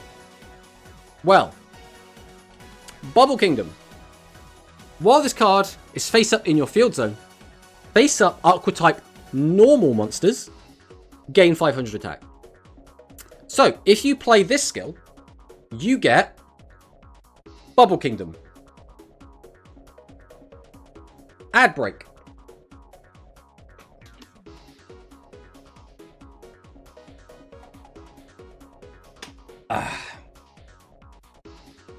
Always remember to hydrate, guys. Always remember to hydrate.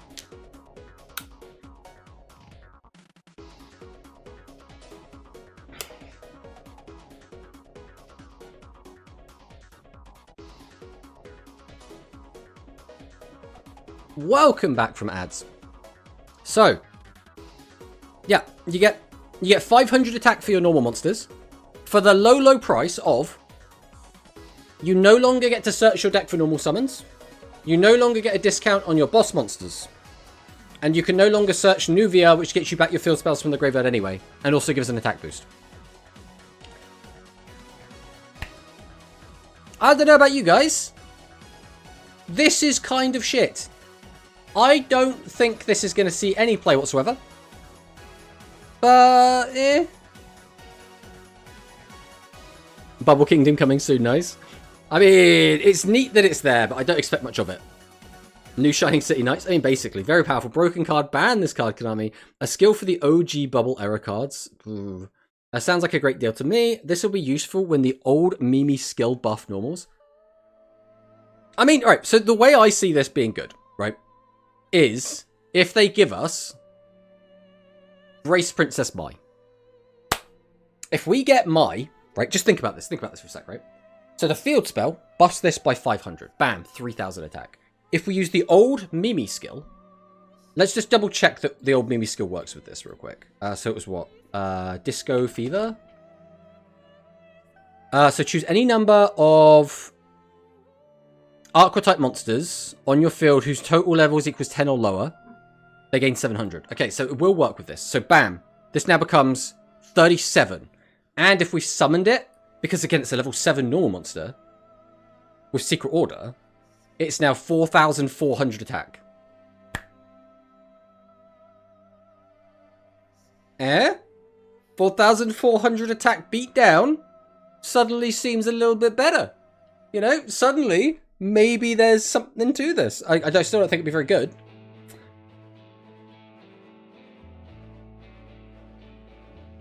They better limit 3 on this. The same treatment is Shining. You called the recent mini bad and it turned out meta.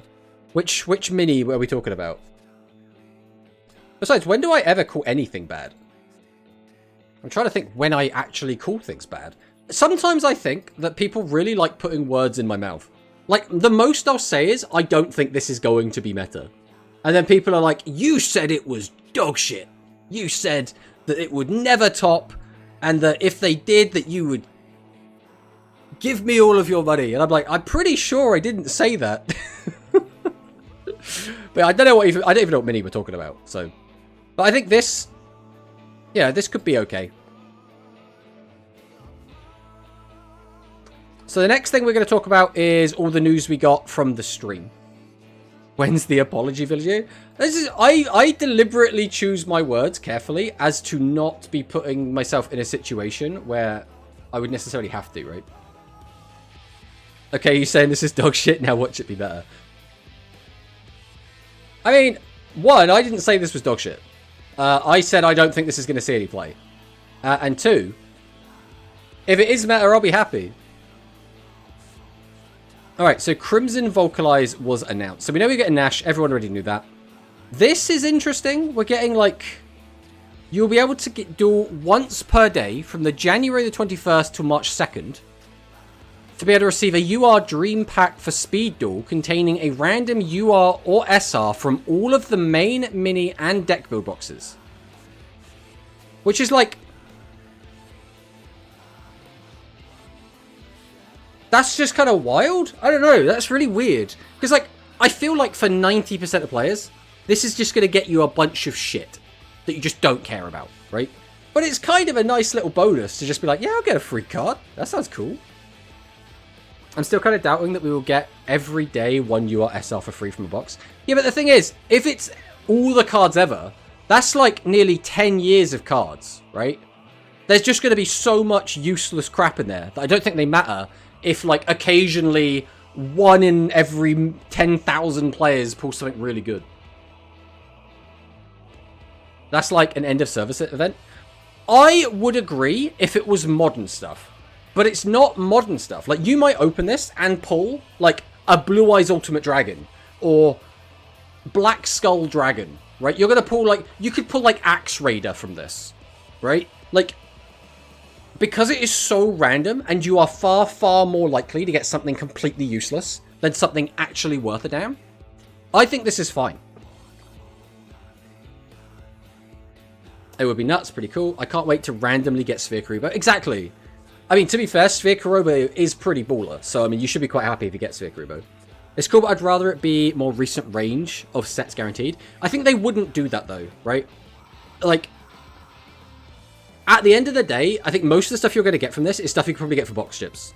I think that's fundamentally what it's going to be. Just one pack, I presume. Surely not one per day. Well, it says here...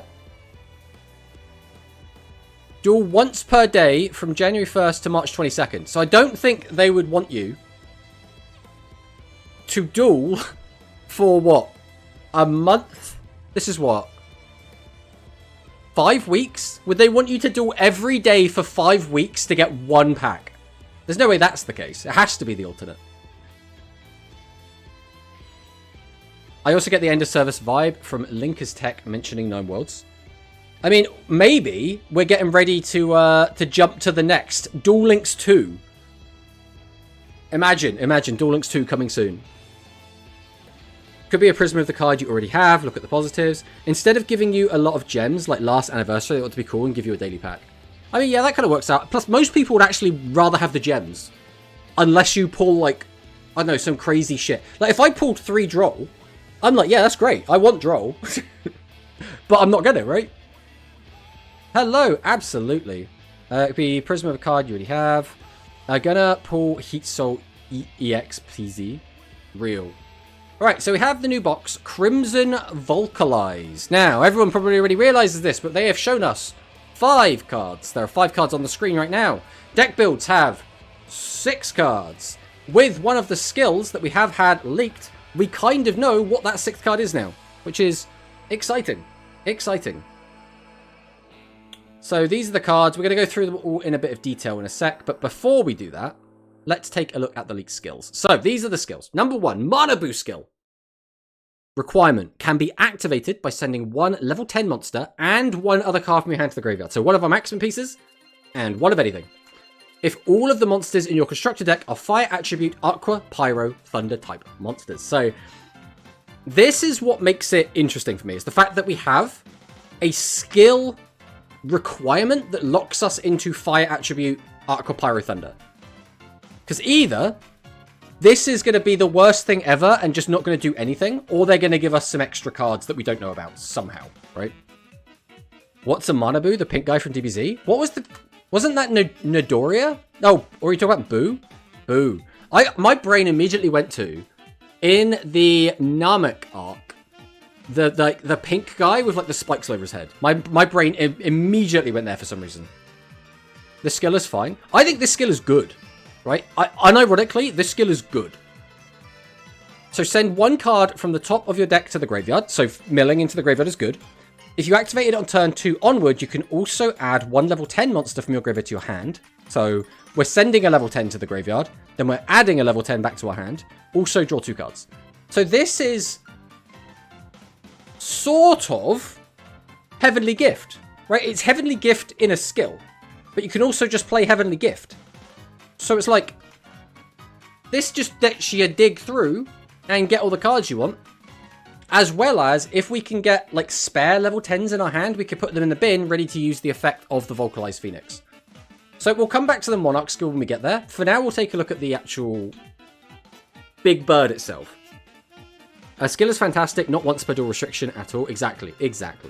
So Blaze Bolt, Chemist Storm, Feng Huang, Vocalized Phoenix. To be honest, guys, did we need the Feng Huang in there?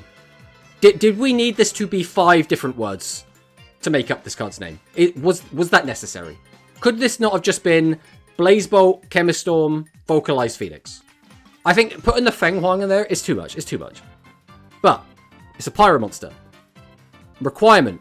While in maximum mode, we can send 1 fire attribute or pyro type monster. So interestingly, that means we can get rid of pyro monsters that aren't fire. But for the skill restriction, that's irrelevant because we have to be playing everything fire. From your hand to the graveyard, burn your opponent for 1,000. So immediately they go from 6,000 to 5,000. This turn, this card cannot be destroyed by your opponent's trap card effects.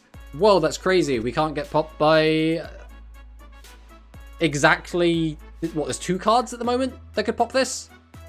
Widespread and the pay 3,000 trap, which I forget what it's called.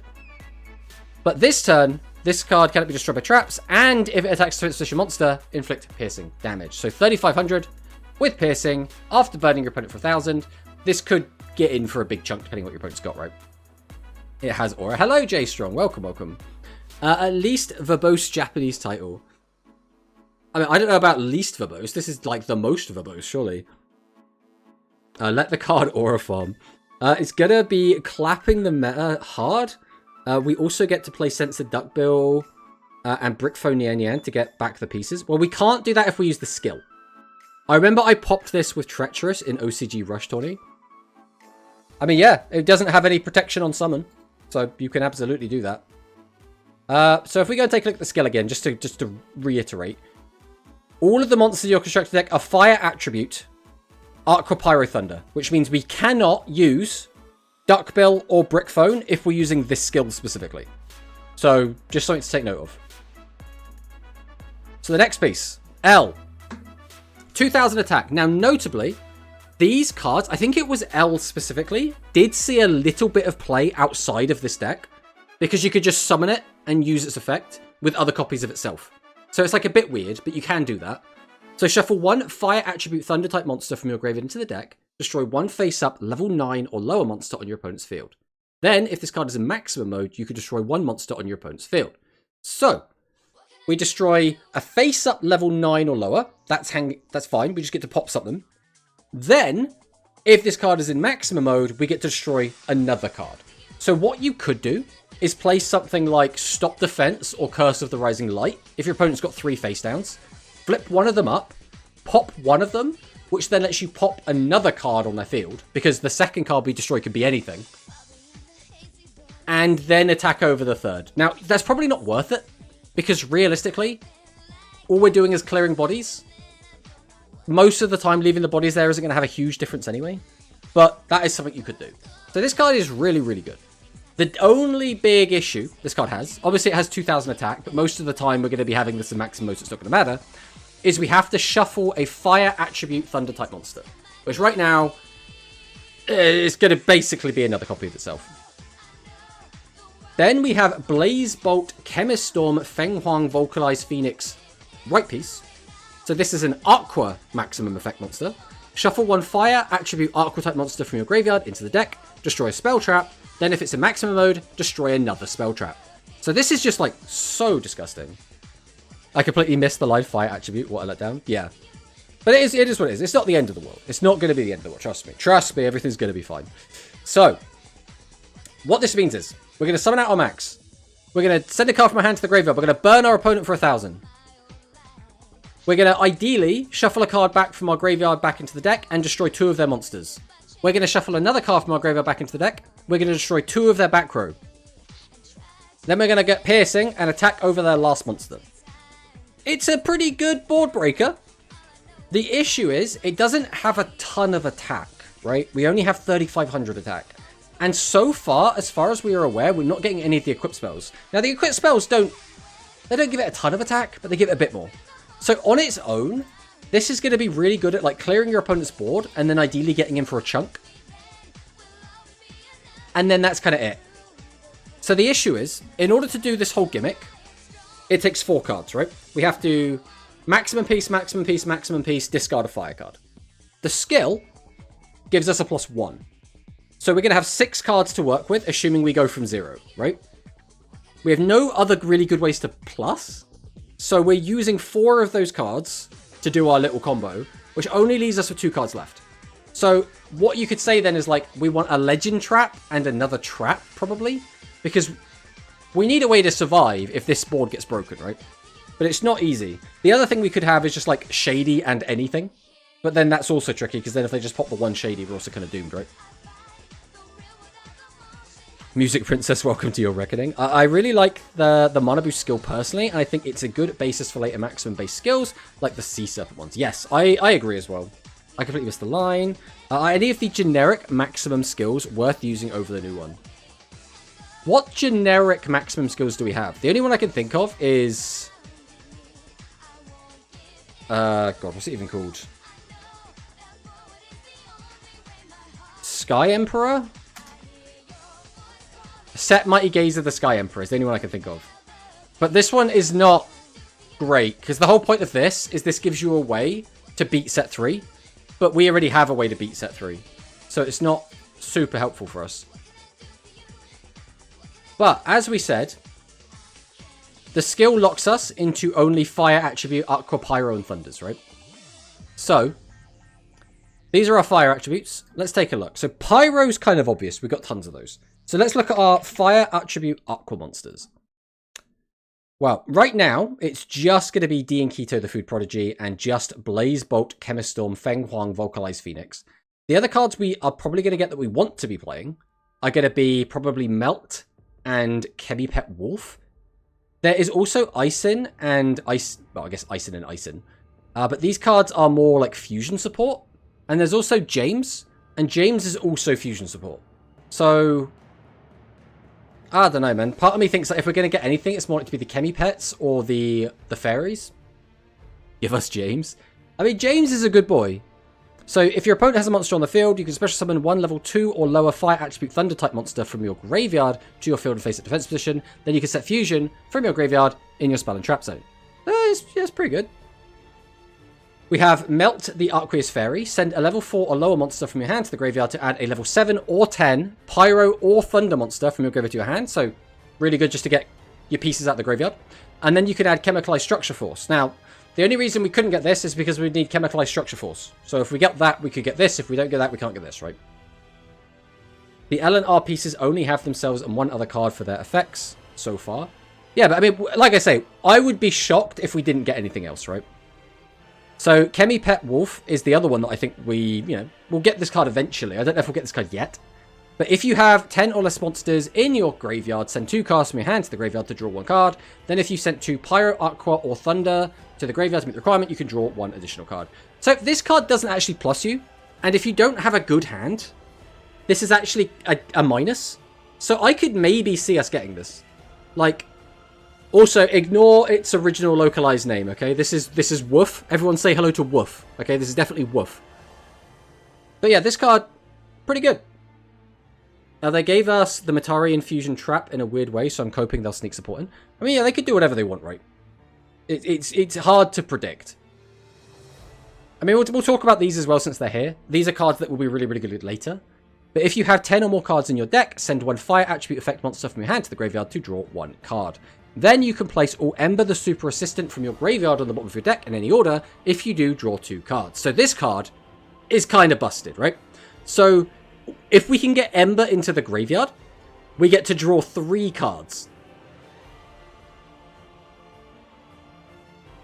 Now, we are discarding a card, so it's not like we're just getting a free +3. We're getting a free +2, but that's still really good. Wolf is better than Wonko for sure. I'm sure some of these cards make it in the trader. I kind of think out of all of these, Wolf is the most likely. Then the other one is Icing, the Hyper Assistant. Send this face-up card from your field to the graveyard. Add a level 3 or lower Pyro-type normal monster from your graveyard to your hand. If you added Ember, the Super Assistant by this effect, you can add a fusion. And yeah, it's because like a lot of these cards are fusion support, right? Both the Icings and the James are all fusion support. So I don't expect to get those until we get some of the fusion stuff. Icing is crazy good. Konami going to hold off on her for sure. Yeah, I think they'll release it when we get the fusion monsters in. So then we get the Fire Thunders. So right now we have... Oh, Thunder Gazelle. It's crazy. We're not going to worry about these two. They're kind of a whole other kettle of fish. So if we were to follow the line of thought that we could get specifically Woof, then we could also get Chemipet Purr. So if you have a Pyro, Aqua, or Thunder type monster in your graveyard, send the top card of it to the graveyard. Milling is good. Gain 400 life points. 400 life points is not nothing, I guess. Then you could place a Pyro, Aqua, or Thunder monster from your graveyard on top of your deck. Again, this effect is not actually very good. So, this card could also come out in like the Trader or a Ranked Reward or something, right? And it wouldn't break the game. It doesn't give us anything like too strong. No need for Hyper yet without Graphicus and Salamander fusions. Exactly, exactly. Then there's Volt the Electrical Fairy. So this is add a level 5 or 10 Pyro Archetype monster from your graveyard to your hand. Then you can add Chemicalized Structure Force, which again, unless we get Chemicalized Structure Force, we wouldn't be getting these. Vande is an interesting one. So if you have 2 or less monsters on the field, same cards at the top of your deck equal to the number of face-up Pyro, Aqua, Thunder type monsters on the field times 2. I mean, you could give us this. This is not super duper useful. Like, milling is great, but we don't really have a good payoff outside of just put a load of cards in that can get cards back from the graveyard. So, it'd be funny if they make the maximum limit 3/2, so Gazelle can't even be run. I mean, would it surprise you if they did, realistically? Next up, we have Sparkle. So Sparkle is really cool as well. So during the turn that you normal summon this card, place 1 Fire Attribute monster in your graveyard on top of your deck. Then, if you have Ember the Super Assistant in your graveyard, you can place 2 Fire Attribute monsters from your graveyard on top of your deck. So that just like sets up the top of your deck. And then this is the really good one that I really like. Send this face-up card from your field to the graveyard. Okay. Send the top 3 cards of your deck to the graveyard. So mill 3 is great. Then, if you have Ember the Super Assistant in your graveyard, destroy a spell trap. So this is fantastic. This is basically a back row hate, but you can just set it on the field and defend or summon attribute it if you need to instead. So I really like this style of card. And then that's it for them. So the last one we'll talk about is going to be the Fire Pyro Chemipet. Because again, if we think there's a chance we can get the other Chemipets, we might as well talk about this one. Now, this one is a little bit controversial, because the best deck this was actually played in was Freshberry. So if you have no other monsters in your field, reveal a Pyro, Aqua, or Thunder type monster in your hand to your opponent, send the top 3 cards of your deck to the graveyard, then you can add a Pyro, Aqua, Thunder type monster with the same level. Don't just move, jerk. Of the level monster revealed to meet the requirement from among the cards sent to your hand. So, Berry Fresh, I think they're all level 1 or they're all level 2, I forget. But being able to use this effect to just grab whichever one you want, basically from the top of your deck, is really, really strong.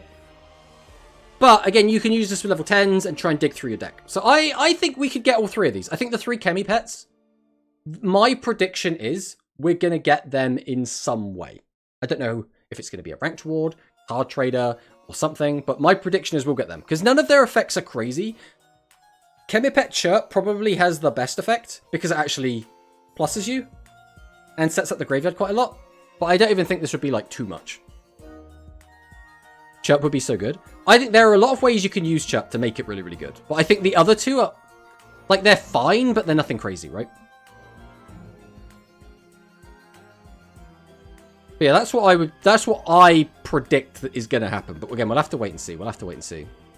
So moving on.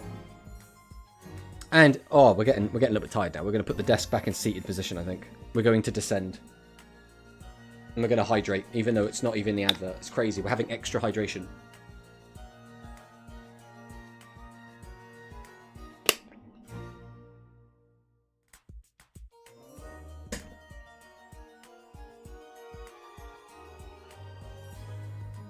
Chirp is the best Berry Fresh card. I don't know about the best, but it's definitely a good one. So, moving on to Les Monarchs.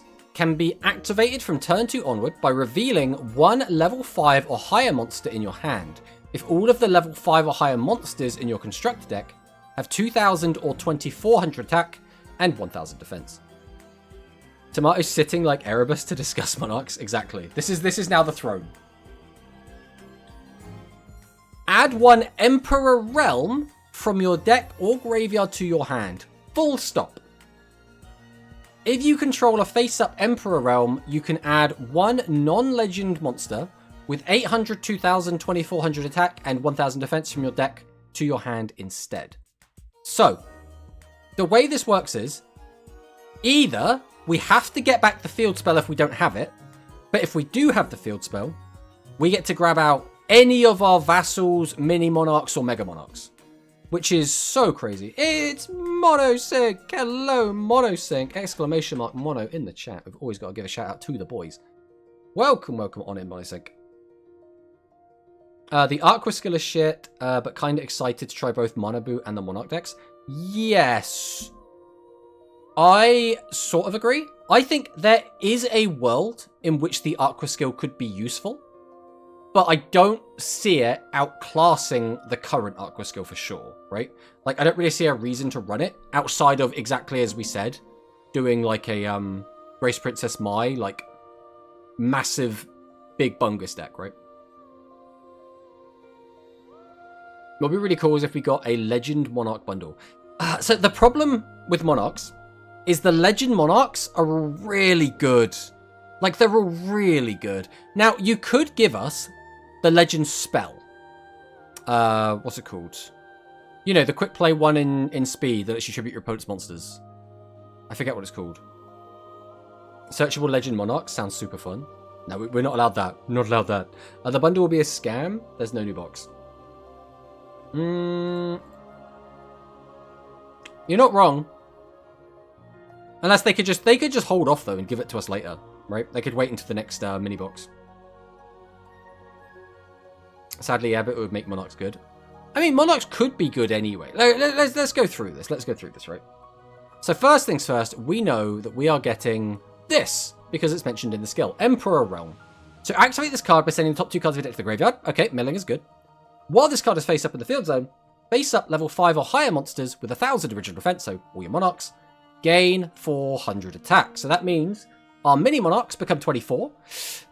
If it was 100 more, this would feel a lot better. But 24 is still respectable.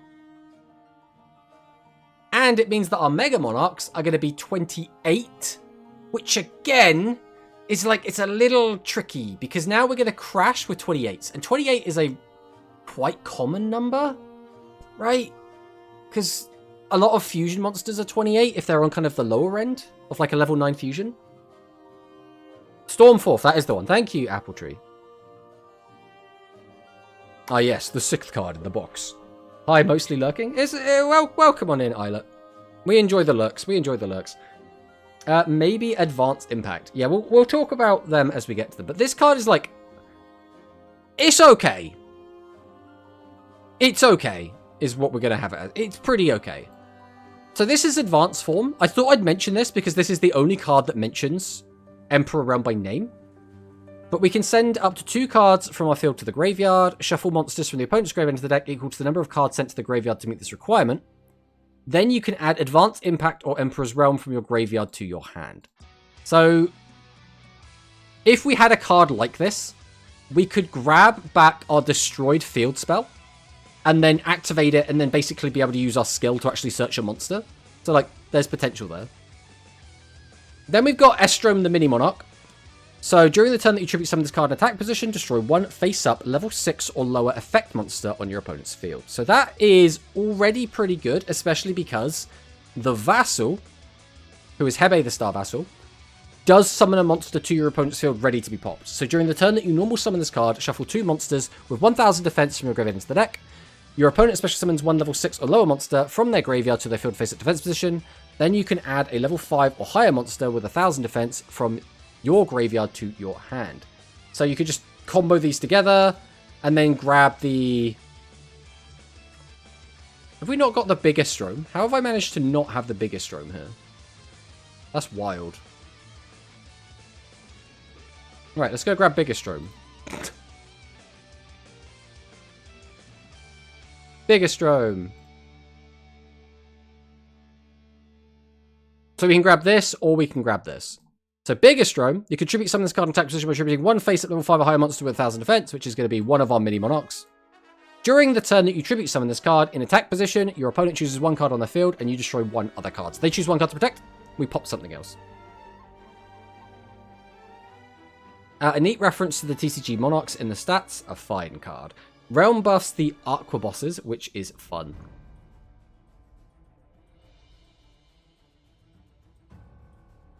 I mean, it does buff the Aqua bosses, which also makes it even more funny because the Aqua can still be playing their own field spell. So that means the Aqua are going to reduce your Monarchs by 200, so they'll be down to like, 26. And then they're going to boost themselves up to 31, which is really funny. But Estrom is a card that actually did see play as a side deck card. And the reason it did was because of Executees. Because Executee is just a deck that's all level 6. And all their bosses are level 6. And all of their continuous effects are level 6. So you just side a couple of Estroms, side them in, just get to freely pop some Executees, which is kind of nice. So obviously it's looking like we're not getting this card yet. Which is also kind of the weird thing, right? Because if we go back and take a look, we know we're getting these 5 cards. But it kind of feels like we should also have Mini Estrom, probably Hebe as well. But we're not getting those two. And, like we've already been saying, for the Phoenix Maximum, it just, based on how the skill is, you feel like you should have more Fire Attribute, Pyro, Aqua, or I guess specifically just Aqua and Thunder. So, it's really weird. It feels like this is half of a box, more so than the other deck builds. Because usually we get a deck build, and it's not like we're missing key things just to make the deck function. It's like we're missing stuff to make the deck good, right? But here it feels like we're missing key things just to make the deck function properly. It's really weird. It's a really weird one. Red Eyes situation. The thing is, the Red Eyes deck works, right? It's a bit sus onto how good it is, but it functions. It's gotten some tops. The deck is it's existing. But I feel like we just need a few more cards to make these decks just function correctly. It's really weird. All selection box cards, please no. To price selection box scam? No! No, please! Please, no selection. Put these cards in a deck build is a waste. Yeah, alright. Would it have been weird for them to just give us a mini? Imagine this is a mini. Suddenly, we now have a full constructed Pyro Phoenix deck. We have a full constructed Monarch deck. And then we could even have another 2 decks in there as well. I think the weird thing for me, I didn't expect us to get the Mana Boom Max. Because it's a very anime heavy card, right? It is such an important card to Mana Boo's character development. He obviously is part of the MIK. The MIK gets taken over by Phaser. Phaser, gives him this maximum. So when he uses it, he's kind of being torn. Oh, am I working for the MIK? Or should I be helping out my friends? It's a big anime card. And then he uses it, for the rest of the show after he gets it. It's a really weird card to just randomly throw out in a deck build. Usually you'd have some sort of event, or the storyline would move on, and we'd, catch up to that sort of thing. It's very strange. It's very strange. Deck build, but 0 deck were built. I mean, I think we'll have decks built out of this, right? It's just, how good are they actually going to be? I think really everyone wants these decks to be good. I think that is the fundamental issue. Is they keep giving us some really cool cards from really cool decks, and then the decks just aren't good enough because we don't have all the tools we want. Deck build, not deck finish, and deck function. Exactly, real. I mean, the other Monarchs-related cards we have will probably be reprinted in the deck build box. They will, but they're not going to add anything to it, right? That's the other issue. Well, plus, the reprints we got in the last deck build box as well were really weird. It's oh, we got a new Elemental Hero alt art. Okay, no Elemental Hero cards, or none that matter. Okay, we got a new Cyber Dragon full art. And it was oh, you know what? We're also not going to give you any Cyber Dragon cards. It's really weird. Can I put all these storyline of Go Rush straight into the trash bin? Kind of. So we'll talk about some of the other Monarch cards that we could now get in the future, because if we got some of these, we could get others, right? So Invasion of the Monarchs, this is a very modern card, but again, we could release it early. Add one monster with 2,000 or 2,500 attack, 1,000 defense from your graveyard to your hand. Let's just get it back from the graveyard. Pretty good. Triumph of the Monarchs. If you have no cards in your extra deck, send one monster with 2,000 or 2,400, 1,000 defense from your hand to the graveyard. Draw 2 cards. Then you can shuffle up to 2 cards to your opponent's graveyard to the deck. Just nice consistency tool. Then we have some trap cards. Machinations of the Monarch. So when your opponent normal summons a monster while you have a face-up level 5 or higher monster with 1,000 defense, change that normal summon monster to face-down defense position. So this is sort of like a weird shiny shady. Then you can add a level 5 or higher monster with 1,000 defense from your graveyard to your hand. Now, notably, you're not getting a plus off of this, right? Because you're going to do it during your opponent's turn. Then you're going to draw up to 5. So unless you already have 4 or 5 cards in hand, you're not getting a plus off of this. You're just getting to choose a card to have in your hand, right? They only got 1 target anyway. What do you mean? Are you talking about Monarchs only have 1 target? Because the other one's level 7, right? I'm trying to think what the other one is. Or is it level 8? I can't remember. Either way. Next up, Nativity of the Monarchs. So when your opponent normal or special summons a level 8 or lower monster, so level 8 or lower, send 1 monster from your field to the graveyard, then we can special summon a level 5 or higher monster with 1,000 defense from your hand to the field. So from the hand, but then we can destroy one of those opponent's normal or special summon monsters. So this is like a trap hole for normal or special summons that are level 8 or lower. If we have a monster on the field and we have a level 5 or higher Monarch in our hand. Like, there's some stuff you could do with this. There's definitely some stuff you could do with this. Triumph cannot be in this game. I don't want PTSD, please can I be? They already have traded. Now I'm replying to J-Strong. Oh, Music Princess. I completely missed the Music Princess part. Alright, and then there's their new trap card. This is Perseverance of the Monarchs. So when your opponent normal or special summons a monster, shuffle 3 monsters with 1,000 defense from your graveyard into the deck. Then, if you have no cards in your extra deck, you can destroy 1 face-up monster on your opponent's field. Which is so, so good. So if we have the graveyard set up, we just get to, you know, your opponent normal or special summons, we'll just pop it. Which is so good. So, so, so good. I just play Shady instead of this dog shit. So it depends, right? So if you have Nativity, first off, as is currently, you could play this alongside Shady. Which is already pretty good. Second, if you do actually get to fulfill the pop condition, this becomes really good. And we get a search with the skill, which means we can make this live. So depending on what kind of situation we find ourselves in, this actually could be, like, not garbage. I'm not going to sit here and tell you it's good. I'm telling you this could be playable. This, on the other hand, is really good. Manabu NPC taunting is LOL. He already has all the Chemi pets and even the combustible fairy and some assistants. That is pretty funny. I mean, no one said it's good. Yeah, I will play 3 Shady. Everyone loves Shady. I mean, Perseverance, I would love to play this card. This card would go so hard, but it is what it is. Then I want to talk about the other Monarch that we haven't got yet. So this is the last Rush exclusive Monarch we don't have. So this is Lindorm. So, as always, you contribute this and then face up, level 5 monster, it'll be 1 tribute.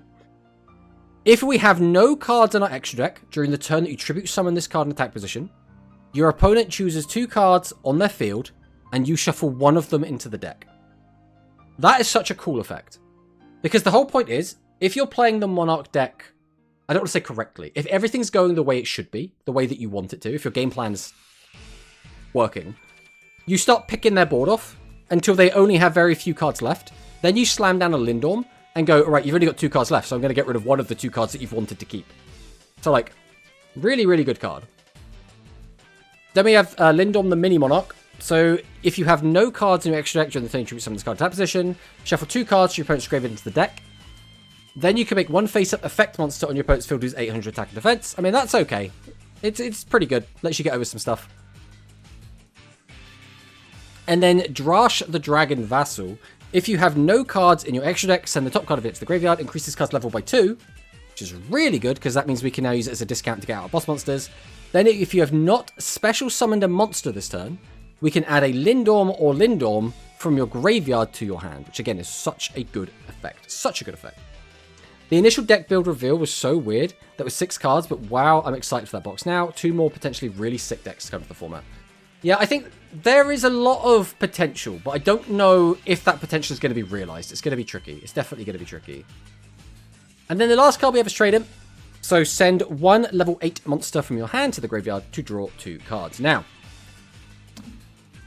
let's take a look at the level 8 cards we currently have. So we have Digisoon. I don't think Music Princess are going to use this card, especially since half their bosses are not level 8. Now, I don't think Aqua are going to play Trade In either, because it's a bit awkward. You want to, as Aqua, be tribute summoning all your bosses. There's already quite tight spell trap space in the deck, and we don't have a great way to recover the bosses. So I don't think we will see it in Aqua. But there will probably be like people trying it out in Aqua for sure. You don't need 6 draw spells? Exactly. Ancient Gear Golem? I mean, this isn't really a deck. Now, Baseball could play it, but I think you'd only see it in pure Baseball decks, like what Hit's been playing in tournaments. Because I think most of the time, you're going to be using the Volcano Dragon package, which is going to be a lot of level 7s. So maybe you see it in pure Baseball. But again, pure Baseball already have a lot of cards that kind of work for them. So I don't think they need it either. I don't think you play it with Leading Actor, because you're only going to have 3 of it. Now, here, we might have some stuff going on. Yami Ruler and Yami Luna. And then later on, I assume she's going to be down here as well. Thank you for the follow, Castella. Welcome, welcome. Yeah, here we go. And Kime Luna down here. So there's a lot of stuff we could potentially do with the... God, what was their name? Fiendish Commanders, I think was their original name. Hello there. Hello, Hit. Welcome, welcome on in. Yami Ruler. Please make Warrior Fusion playable. I would love for that to be the case, but I don't know if just a little bit of consistency is going to be enough. If anything, I could see this going the opposite direction, and it becomes the Floodgate build, where you just turbo out Yami Ruler in the straight pierce skill, and then you just use that as extra consistency to just try and guarantee you find Yami Ruler turn 1. Then there's the Royal Rebels, which I think it could actually be really good for Royal Rebels. I think just having the ability to get rid of the level 8s and then draw a load of cards is really good, and the deck is never going to be low on level 8s, let's be honest. So I think it's going to be pretty good there. Then obviously we have our level 8 slot with Polglace and Dimension Linker. Again, a fantastic place for this card, I think. I don't think we're going to see it with Extra Spice. I think we could see it if Chemicalized Salamandra was a level 8. But because the deck is splitting 8s and 7s, I don't think we're going to see that personally. Now here is another one that's a bit tricky. I don't think you need to play Trade in Dark Galaxy if you're using the Dark Galaxy Fusion skill, because the skill is already Trade. And you need like 3 copies of Fusion, you need a certain number of like Corridor, you need to play 2 copies of Dark Hole Device. I don't think you can fit it. And it seems like a little bit redundant. But if you're playing a different Dark Galaxy skill, maybe. But you wouldn't want to play this with Tier Thing, so it'd have to be like the very first Dark Galaxy skill, which is like the mill cards from your deck and then add 1 back to your hand. Like, maybe? Until King's Greed comes out, Rebels could really benefit from trading. Exactly, exactly. So what else we got there? We got Blue Eyes. I don't think that's going to matter too much realistically. Worms is an interesting one, because you could use Trade-In to dig through your deck to find your maximum pieces. The problem there is, usually you don't play the level 8 worms and the maximum together. So that's kind of already a bit tricky. As well as, if you're just playing generic worms, you then fall back on the issue of not having a good way to beat set 3. And trade-in doesn't fix that. It just gives you a bit more consistency. Now, trade-in will set up the graveyard, so you could do like a gantry into Bill Dragon into vanilla, which is like, that's a cool play, but you're not gaining like overwhelming attack points when you do that. You're not breaking your opponent's board. You're not OTKing them. I don't know if it's going to be good enough. Trade in a Bill Dragon set up gantry seems alright.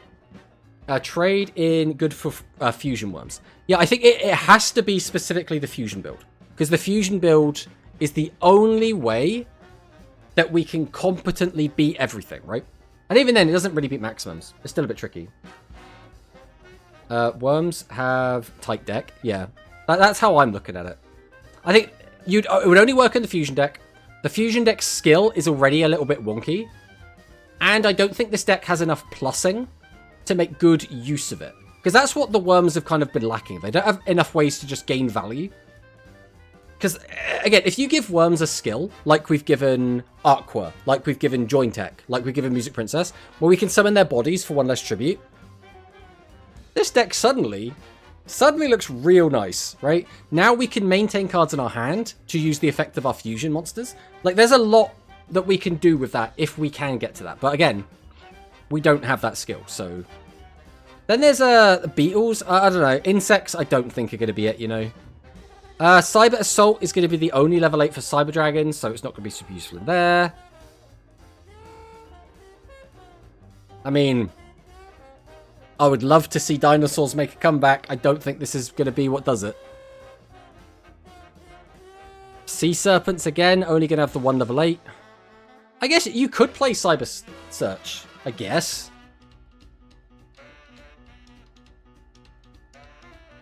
I don't know if we will.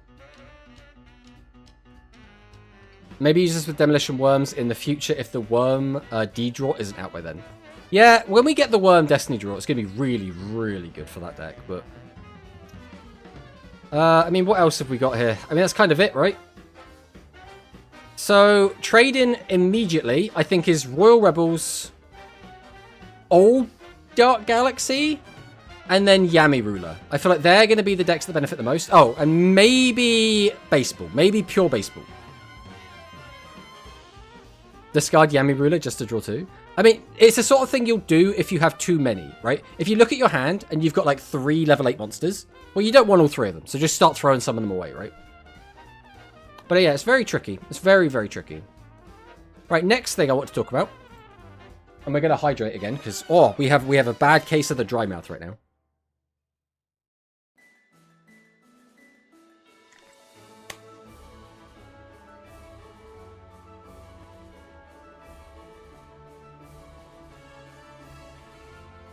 Trade-in kind of feels like it is in the same boat as Legendary Magician, where it's okay now, but only get better with time. Yes. I mean, anytime we have a, like... It's tricky. Because in Duel Links, again, we have skills, and we have lower deck count. So by having a lower deck count, it makes consistency cards feel less important. As well as, with less cards in the deck, you have to have less spell traps in the deck. So usually, you would always allot 3 copies of your consistency draw card to your deck in OCG. And then, except you're going to have like 9 to 12 other spell traps. In Duel Links, you've got to like thin that down. So now if we're giving 3 slots to something like Trade-In, we've now got like 6 other spell trap spots. Now Legend Trap, Legend Spell, now we've only got like 4 other spell traps. It gets very tricky. It gets very tricky very quickly. As well as, like, some of the skills give us a lot of consistency, like we were talking about with Dark Galaxy. The spell trap space in that deck is already really tight, and the skill already does what Trade-In does, right? Aside from Monarch, right, because they have ways of recycling their bosses.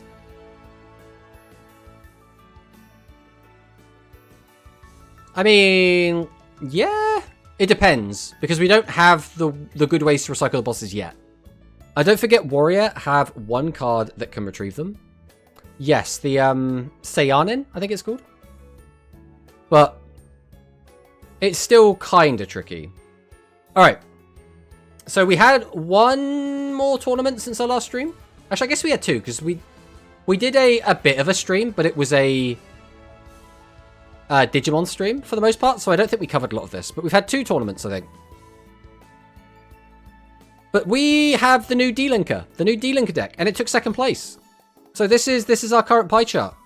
Bearing in mind, we've only had 1 tournament since we've had a new deck, and that new deck is already here, which is pretty exciting. I think it's pretty exciting. Surely we'll get them, surely. I think we'll get some of them. I don't think we'll get them immediately. I think in our immediate future, we're not going to get very much. It depends how long they're going to go without giving us the next stuff. So, again, Music Princess, huge. E-Hero, pretty big. Gradius is doing, Gradius is respectable. Aqua's down here now. Then D-Linker and then Red Eyes. Join Tech, How the Mighty Have Fallen. But this so far is looking okay. Again, we'll probably have a separate section for, like, here. Which, will be over here eventually. But for now, we're just going to leave it as 1. And so far, D-Linker looking okay. D-Linker looking okay. Is this actual D-Linker or the D-Link Crash the Game deck Brad showed off? This is actual D-Linker. So I will say, so this is the deck that won. This is the 1st place deck. Played by Manicist. I will say, there was 1 crash during the event. Wait, is this Manicist one? Or is this the Whoop one? I think this is the Manicist one. But I think... No, this is Whoop's one. This has got to be Whoop's one. So this is the 3rd place list, I think. So this is playing Greystorm Reverie. Frankly, I would start removing back row removal in Duel Links Rush by limits or less use to get more spell trap space. I would kind of like Rush to start making skills that give you free back row hate. I know that sounds weird, but whenever you play back row hate in Duel Links at the moment, it feels really bad because you're not gaining anything from it. That's the reason people gravitated towards Ghost Cyclone so much, because you didn't just lose a card for doing it. And a lot of the time you need your 5 cards to make a big combo play, right? So I'd almost like more skills to have tacked on. Also, by the way, here's 1 copy of Magical Stream to your hand. Here's 1 copy of Dragon's Inferno to your hand. That sort of thing. I actually really like this skill, Universe Stellar skill 1. One of these days. One of these days. But yeah, so this is an interesting take, right? We have ways to get back our Reverie, which is pretty good. We have consistency tools in Animagical Witch. We have good generic cards in Siesta Torero and Harvey. And obviously these cards combo together really well. We have Curse, which also combos together with Harvey, because you can flip something down and then pop it, or flip something up and then hit it with, for example, Freed. There's a lot going on in this deck. It's pretty tight as well, right? It feels like there's no real wasted space, which I do quite like about it. Especially when you morbidly strong trap card that stops whole turns. The thing is, we need... It's a tricky... It's a really difficult argument to have. Because we need Shiny Shady. But Shiny Shady is too strong. And causes issues. But I would much, much rather have Shady in the game than not have it in the game. But what I think I really want is a weaker version of Shady that everyone can have. And then give some decks their own more powerful Shadies if they're weaker decks. That's what I would like to see. But either way, this is, this is a pretty good deck. It got top 4 in a tournament. And it was knocked out by this deck, which won the tournament. So this is Manicist's winning deck. And this is a deck that can crash the game because it is playing the beautiful Blue Eyes Bright Dragon. We're also playing Kyberman, which is an interesting one. This list is making use of Legendary, and we're using it to get back the Luster Dragon, but it's a little bit high roll. Because we have to just luck into getting Luster Dragon into the bin to make any real use out of it. And also, is there any benefit to dumping cards in the graveyard in this list? Is there any... we can get... Obviously, if we get the Luster Dragon, that's great. If we get monsters into the graveyard in general, we can use the Talismanic Seal Array. But I don't think there's any benefit from specifically putting anything in the graveyard here, outside of exactly Luster Dragon. Luster Dragon can trigger Blue Eyes effect. Ah, so we get the pop off of that. Okay. That's interesting. The other interesting inclusion here is that we have the Burst Stream of Destruction. So if we activate the effect of Bright, we can activate the effect of Burst Stream, but then Bright can't attack during that turn. But if we summon our other Brights and just don't activate their effects, they're just 2500s that can attack. And obviously if we have any of our other cards, we can also just attack anyway.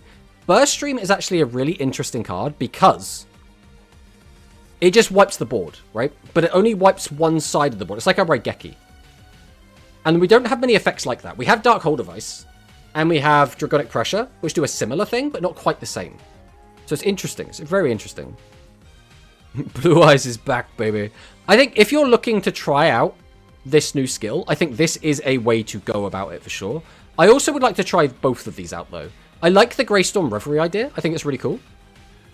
But I think Blue Eyes is going to be stronger overall at the moment. And I don't foresee us getting anything stronger than this anytime soon. But we'll have to wait and see, right? We'll have to wait and see. But either way, really cool. I really like the Spectres in the Blue Eyes list. Which one's Spectre?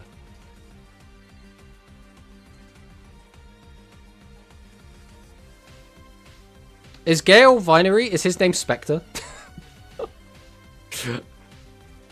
Oh, the Celestial cards, the Heavens cards. Right. Heaven's Beginning and Heaven's End, yeah. The issue is, I have been playing Rush for so long that I am so used to their original direct translation names that sometimes I get confused when it comes to the localization names. I'm not very good with that, unfortunately. I think the Heavens cards are pretty good. Just in general, they're just good cards. I guess, because like if you were to put them in here, you could get rid of like the Kybermen, and then get rid of like the witches, maybe, and then just replace those with a whole bunch of extra Heavens cards. Then you could use the effect of Heaven's Beginning. I think it's Beginning that sends a card. And then basically have like another 3 copies of Legendary Magician just to try and dig extra hard to get the Luster Dragon in the bin. Maybe you lose a little bit too much consistency by doing that, but yeah, it's worth trying out, I think. As a 0-gem free-to-play, I can cook with this skill a little. I mean, that's good to see. I haven't actually tried the Vinery yet. Is it actually that good? Vinery is just generically one of the best cards in the game. Because whether you get a heads or a tails, it's always a beneficial effect. If you get a heads, you boost your entire board, which is just good. Just in general, that's just a good effect. You either do more damage, or you're able to clear more things, or you just have a bit of safety in attacking your opponent's face-down monsters. Or you reduce their attack by 800, which is also just a really good effect, because now you can just attack over something and get more damage in. It's just good. Vinery is just a good generic card. Exactly. Spoilers, run Vinery in Monarchs. Oh boy. Could also run Gradius with this, but won't have full customs. The other issue is, Gradius is a weird deck, where the good cards you'd like to play in non-Gradius decks, or like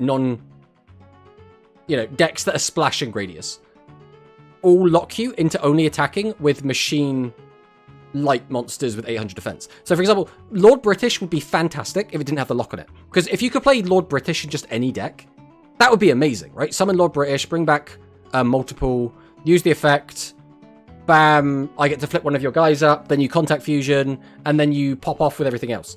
But if you're doing that in this deck, you now can't attack with any of your boss monsters, right? So it's tricky. The best you can do is play like some of the, I don't want to call them bad, but like the not as good Gradius cards, which is fine, but now you have to get a little bit luckier for them to work out, right? They're 1000 defense. I'm trying to work out. Oh, because, are you saying because... Oh, right. So you're saying because they can gain a bonus from the field spell? But that doesn't matter though, right? Because they're still not going to be a high enough level. Oh, you can trigger the vassals off of it. Okay. Oh, that's fair. That's fair. I didn't even think of that. You can tell I don't play Monarch, can't you? But yeah, I think these are really cool. I think both of these lists are really interesting. And I'm looking forward to playing with both of them, realistically. I don't know which one I would want to try first. Probably the winningest list. But I don't know when we're going to have another tournament. We're not having a tournament. Are we having a tournament today? Are we having a Dynasty today? Or is that next week?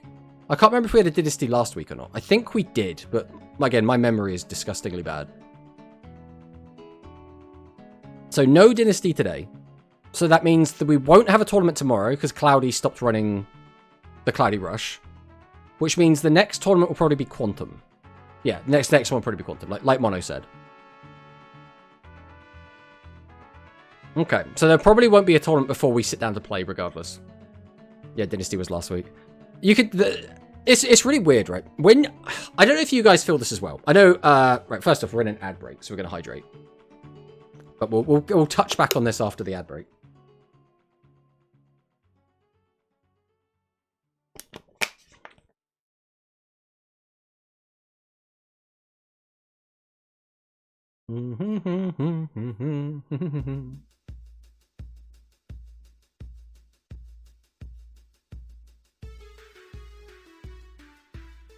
Welcome back from the ads, everyone.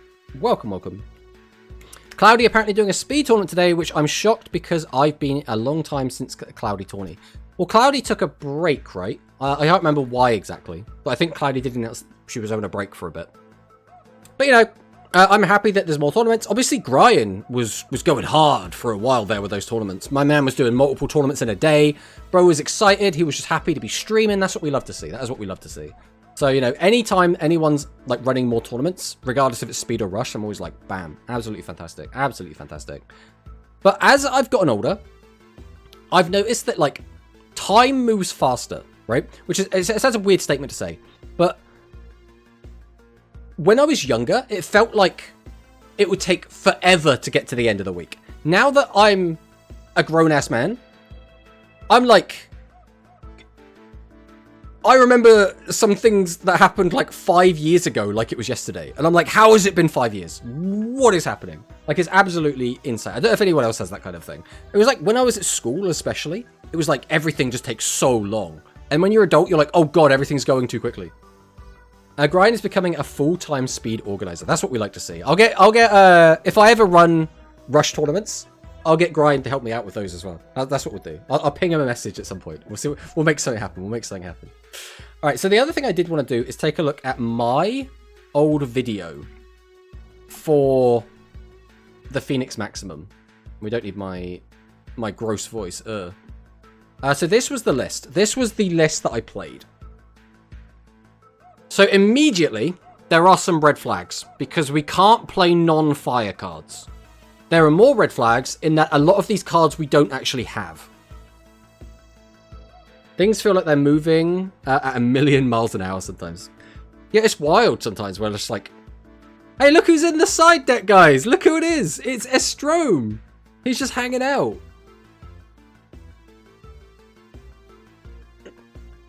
So here, like, maybe we can get some ideas. What is this we see as well down here? This is the roller. What is exactly the words of roller? Let's get it up quick. Is it called roller? So send a fire attribute monster from your hand to the graveyard, draw a card. Then if there is a face-up field spell, you can draw one additional card. So this card specifically was in the side deck because if you side in the floodgate field spell to specifically try and mess with XQE, which was still around at this time, you could get the extra draw. But also, if your opponent was playing a field spell deck, you could get an extra draw off of that, right? Razor. One of them is a card used by Phaser. I think both of these are used by Phaser. Either way, this one is just generic. It's just a good generic maximum support card. Here we go. We can read them. So, reveal the top three... reveal up to 3 level 10 monsters in your hand. Draw cards equal to the number of monsters revealed to meet the requirement. Then shuffle from your hand into the deck equal to the number of cards drawn by this effect. So this is effectively Animagica Witch, but for maximum monsters. And for some reason, they didn't slap the word Sea Serpent on it. So you can do this with any maximum monster. That made it pretty cool. Made it pretty usable. Made it pretty generic. So absolutely fantastic. When we get this card, it's going to be great. Do we have the other one? This is the other one. So this is Ascending Weather Eel, which is shuffle 2 monsters from your graveyard into the deck, excavate the top 2 cards of your deck. You can add 1 excavated level 10 monster to your hand. Again, doesn't have Sea Serpent on it, so it's just generic. Shuffle the remaining cards into the deck. So just some really good, just dig through the deck, dig through the deck, dig through the deck, dig through the deck cards. And, as you might notice in here as well, we only actually have 2 non-maximum fire monsters in this deck. And this deck worked fine. Like, this deck wasn't, like, struggling to get pieces into the graveyard. Like, I mean, we have a bunch of replays. We could look at them if we wanted to. But, you know, even with so few cards to be used as bonus fodder in the graveyard, this deck still worked. So I think we're probably going to be okay. Let's take a look. Let's take a look at a replay and see. Let's see how the deck was performing. So we're against Blue Eyes. Blue Eyes, by the way, was a meta deck for a long time. So we've got 2 maximum pieces in the hand. Legendary Magician comes down. Gonna mill 3, throw 1 into the bin, set the whole hand, attack. Nobody Scat Thief lets us draw up to 5 and then send as many cards as we want from our hand to the graveyard. I think it draws 3 specifically, but then we draw into our maximum. We activate the Equip spell to boost our attack up to 41. Activate the effect. We're going to pop 2 of our opponent's back row, go straight to battle and attack over. Magic Cylinder hits us for 41. Oh no. Oh no. Legendary Magician's effect is going to be activated. Reveal the top 3. There's only a Kyberman. We're going to send that to the graveyard. We're going to summon out the Bright Dragon. We're going to summon out the Vision Dragon. Vision Dragon can be treated as 2 Blue Eyes White Dragons. So we're going to fuse it together. And then we're going to hit him with our cylinder. That's right. We're just trading cylinders. That's what we like to see. We'll activate the effect to discard. Then we're going to summon out Riser. Riser's going to get rid of that big pesky 4,500 attack monster. And then we're going to attack in for lethal. Okay, we don't need to watch all of them. But that's just an example of how it could work out. This is why, by the way, I don't really like Magic Cylinder. I'm not a big Cylinder fan personally. But yeah, I think this deck's going to be okay. Again, we'll have to wait and see. But Dragon Quest perfect for the anniversary year, and hopefully tons of new games. I haven't played the new demo yet. I'm planning to try and play it for about an hour today, if I can. If I have time today, I will try and get at least an hour of Dragon Quest done. Also, look at that face I'm pulling there. What is going on here? I don't like that. I don't like that we've frozen on this frame specifically. There we go. That's better. Look at that. I look uninterested, but at least I'm not like doing a weird face, man. You should. I mean, that is the play. That is the play. All right, now for the most exciting part that everyone's been waiting for, we're going to cover the new OCG cards. The new OCG Rush cards, because these cards are pretty exciting. I guess we'll load these up as well, because people did... I think it was Tsukimura wanted us to look at those. But I haven't read any of these yet. Now, I'm pretty sure most people recognize Beast King Barbaros, but its effect might be slightly different in Rush, so let's have a look. Also, let's take a look at the Overrush. Ooh. I mean... yeah, that looks like Beast King Barbaros. I think the art looks okay. Nothing crazy, but it looks okay. The triple nerf Barbaros. Alright, so level 8, Earth Beast Warrior Legend effect. You can normal summon this card in attack position without a tribute, or you can normal summon this card in attack position by tributing 3 face-up Earth monsters. If you do not tribute, this card's original attack becomes 1900. During the turn this card was normal summoned by tributing 3 monsters in the above-mentioned method, destroy all face-up cards on the opponent's field. So what was the original Barbaros? Let's get that out. Barb.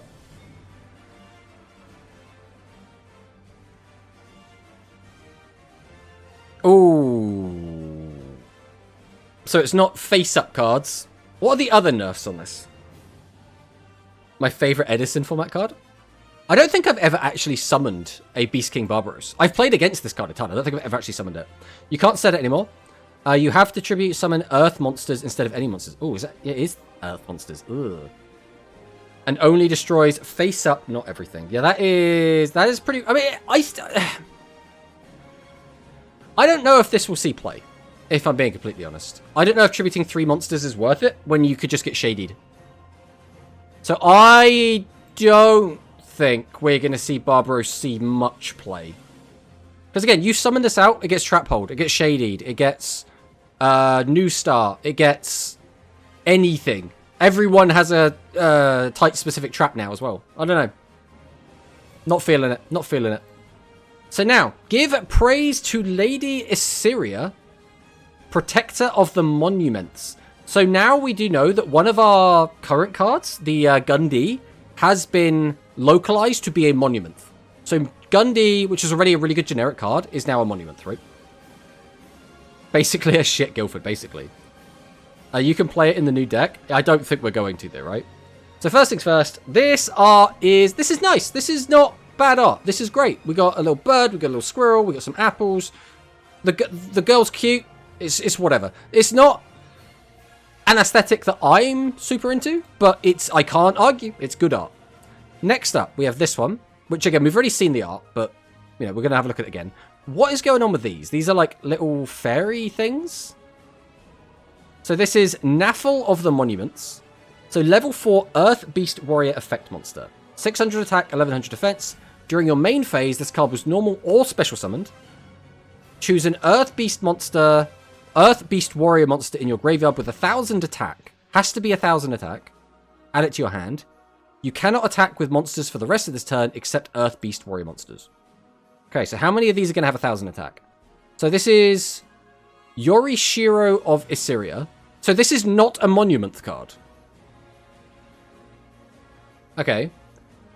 1000 attack, 1400 defense. During the main phase, this card was normal or special summoned.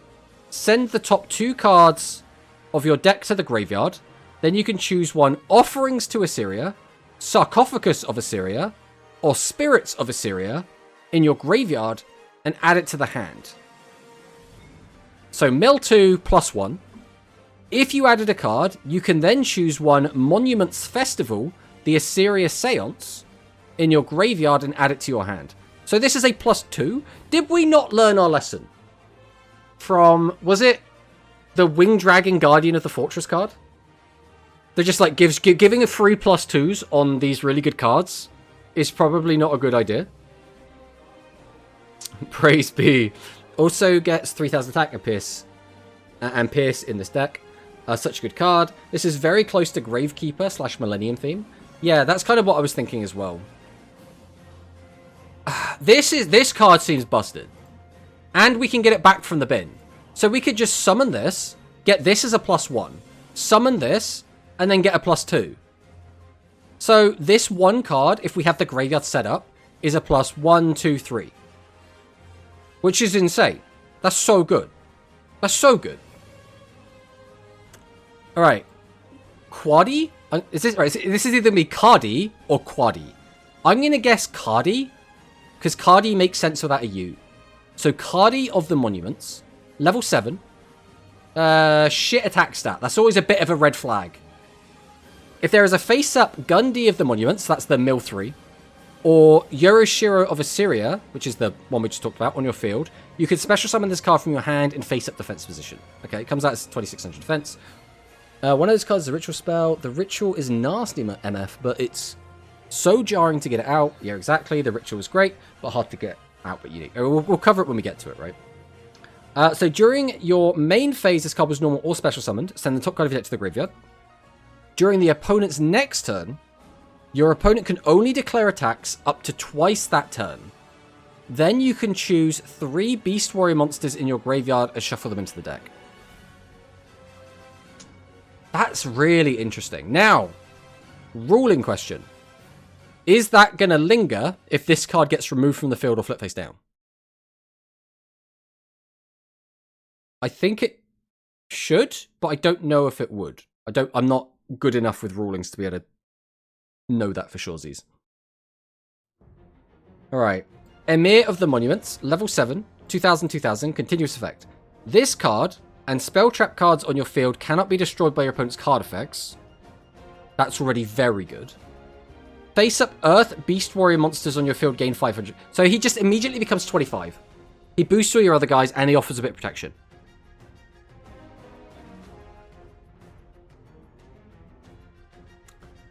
Now, the bad part of this is he does not get a discount on his summon, and tributing 2 always feels bad. Outside of that, he's great. So, I like it, but I'm not convinced by it. Also, let's check out the art quick. I like the shit he's got going on his back. I think this looks sick.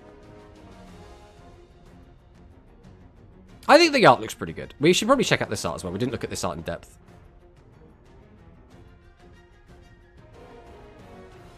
I mean, I think a lot of you guys might like this art. I think it's pretty good art. Alright, here we go. Here we go. Assyria, deity of the monuments. So, level 4. Okay, that's worrying. Let's hold our judgment. Let's hold our judgment. 1,000 attack, 3,500 defense. You cannot special summon this card except by the effect of Monuments Festival, the Assyria Seance. Requirement none.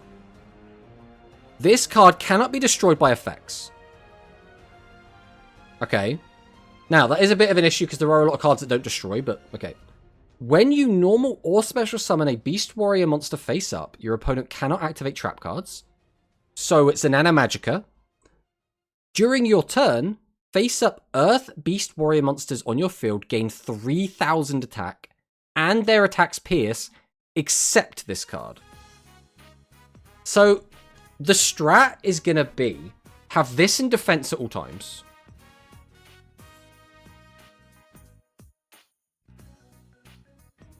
Have this on the board, probably, to get up to 25. But then, like, what's our last monster meant to be? Obviously, we want to be playing Earth Beast Warriors.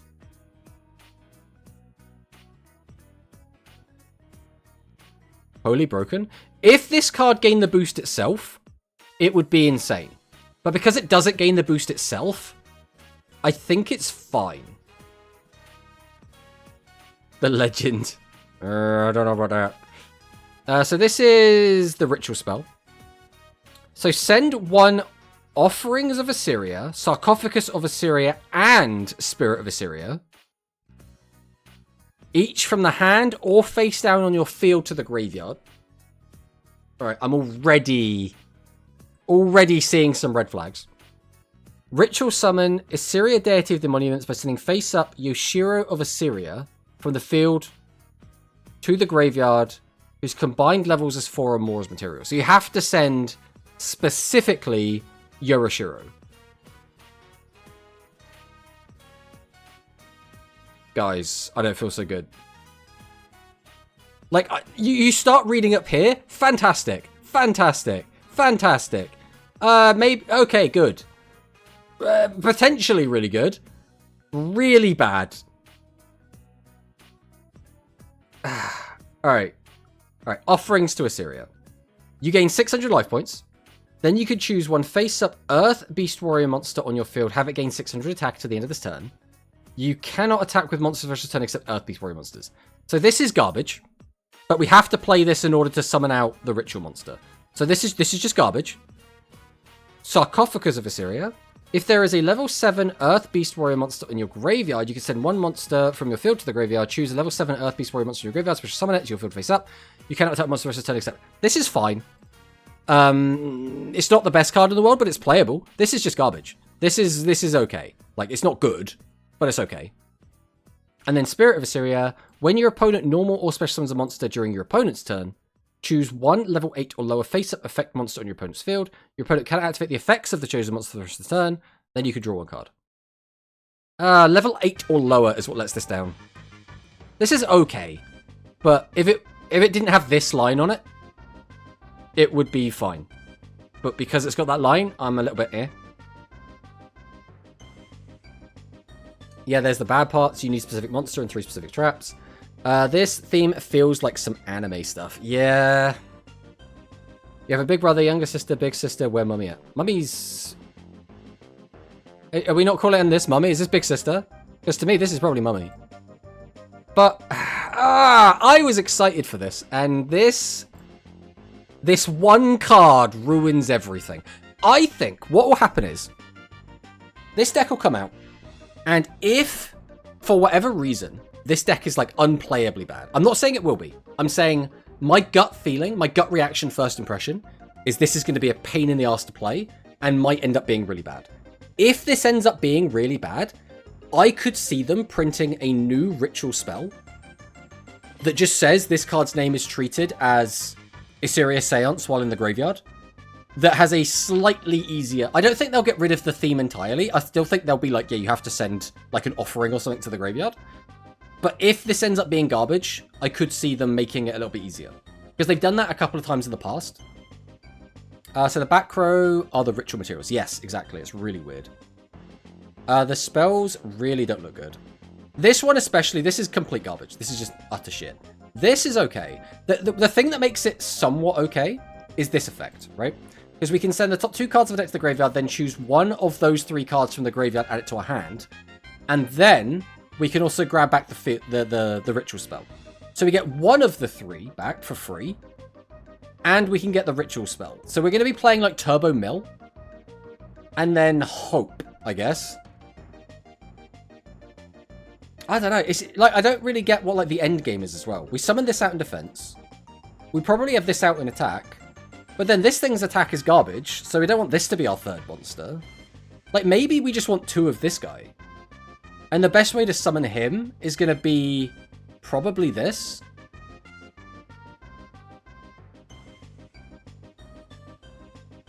I don't know, man. It's weird. The deck could have been really fun, but yeah, they probably thought the ritual is too good to get out easily. I don't understand why they've made it 4. Like, obviously, they're trying something new, right? They're trying to be like, oh, you have to use specifically this card. It has to be specifically this turning into it. So it's like, it's almost like playing like a rank up deck, right? Like using the level up stuff from, you know, Armed Dragons or whatever. Where this specific card is evolving into this. And I like the idea. I think it's a cool idea.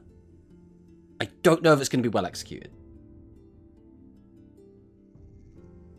So Yoshio, so 4 exact materials. Can't be destroyed, no trap reactions to summon. A whole board 3k boost and pierce. The issue is...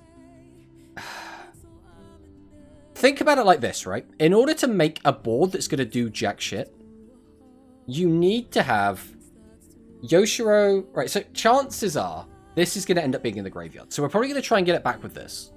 So we'll summon this out, and this is already kind of weak. We'll use it to get this. We'll use this to get back one of our cards and the other card back. So that's a +2. We'll have 2 monsters on the field. We've had 4 cards in hand. We've just +2'd.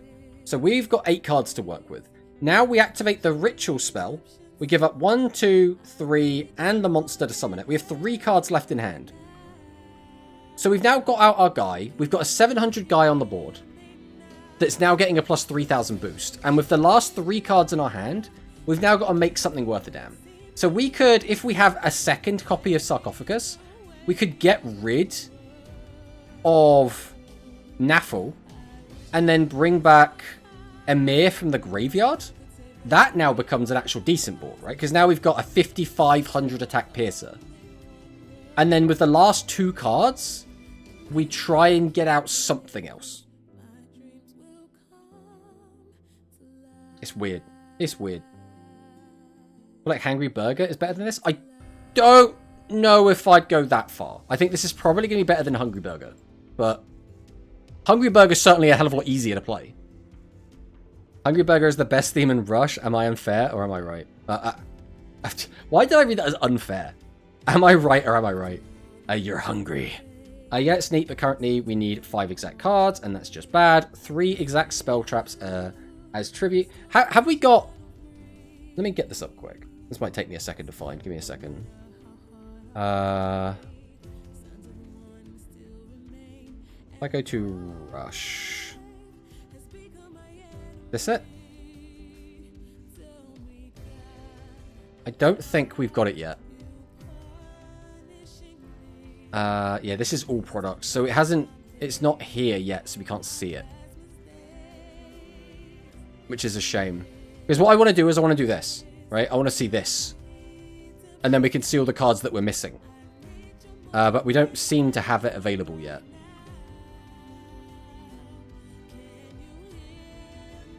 Because it kind of gives you a feel for like how many more cards you're missing from an archetype.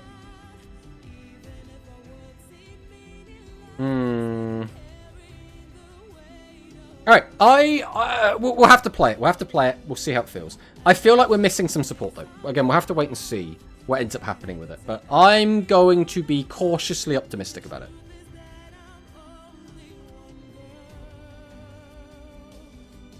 Alright, Alright, I'm going to try. How do I do this again? There was a button to do it. I can't remember what it was. That doesn't help. Why is there not just like an easy button for this? Oh well. If you can DM it to me, Mono, or chuck it in the Discord or something, I can grab it from there. Share Google. So I don't think it's been posted anywhere. We have like less than 20% announced so far, and we know we're getting 2 more spells and traps for this deck. It feels like too much of a commitment to make right now. Yeah, that's kind of how I feel as well. Alright, thank you, Mono. I appreciate it. Let's check it out. I don't know why this isn't on their products page, but... So we got some of the Dark Galaxy cards. We haven't read these yet. We're about to read these. Okay, so there's one card here.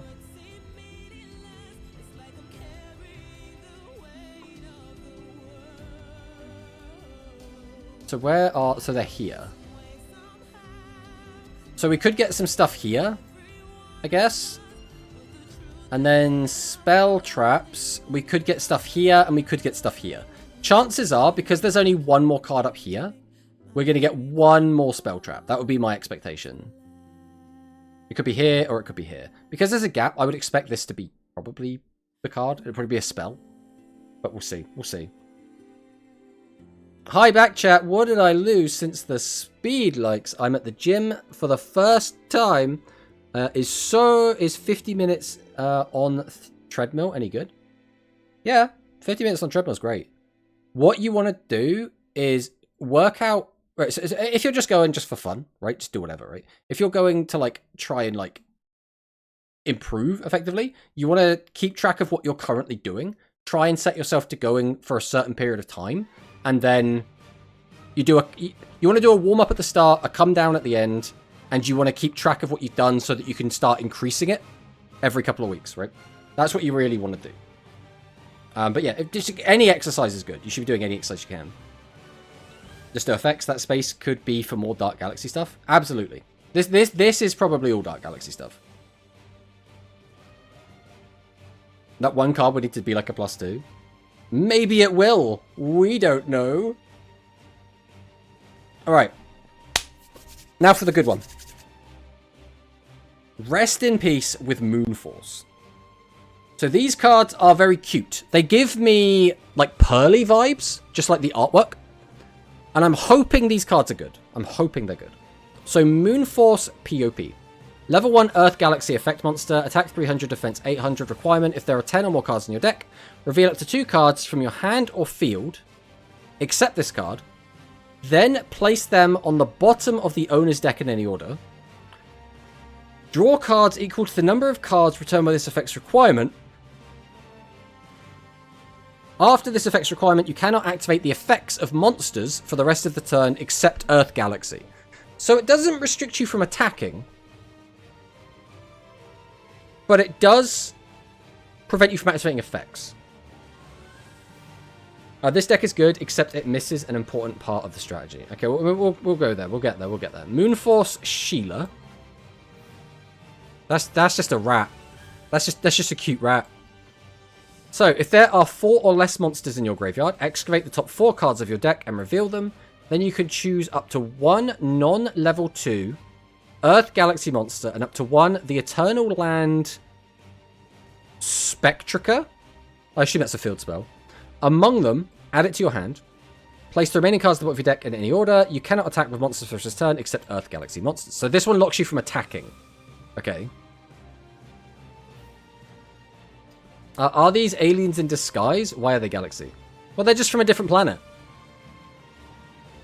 Look at how beautiful they are. Oh, this one is a really nice art, though. I've got a real soft spot for hedgehogs. So, Moonforce Ziggy. So this is the level 3. Change the battle position of one face-up monster on your field. Choose a level 8 or lower face-up monster on your opponent's field. Level 8 or lower is always a bit rough. During your opponent's next turn, your opponent cannot attack with that monster. Then you can choose one monster in your graveyard and place it at the bottom of the deck. If you returned a monster, this card gains 500 defense. This is shit. Like, the best thing this does is gets you a card out of your graveyard. This is just bad. Why is the coolest looking one the bad one?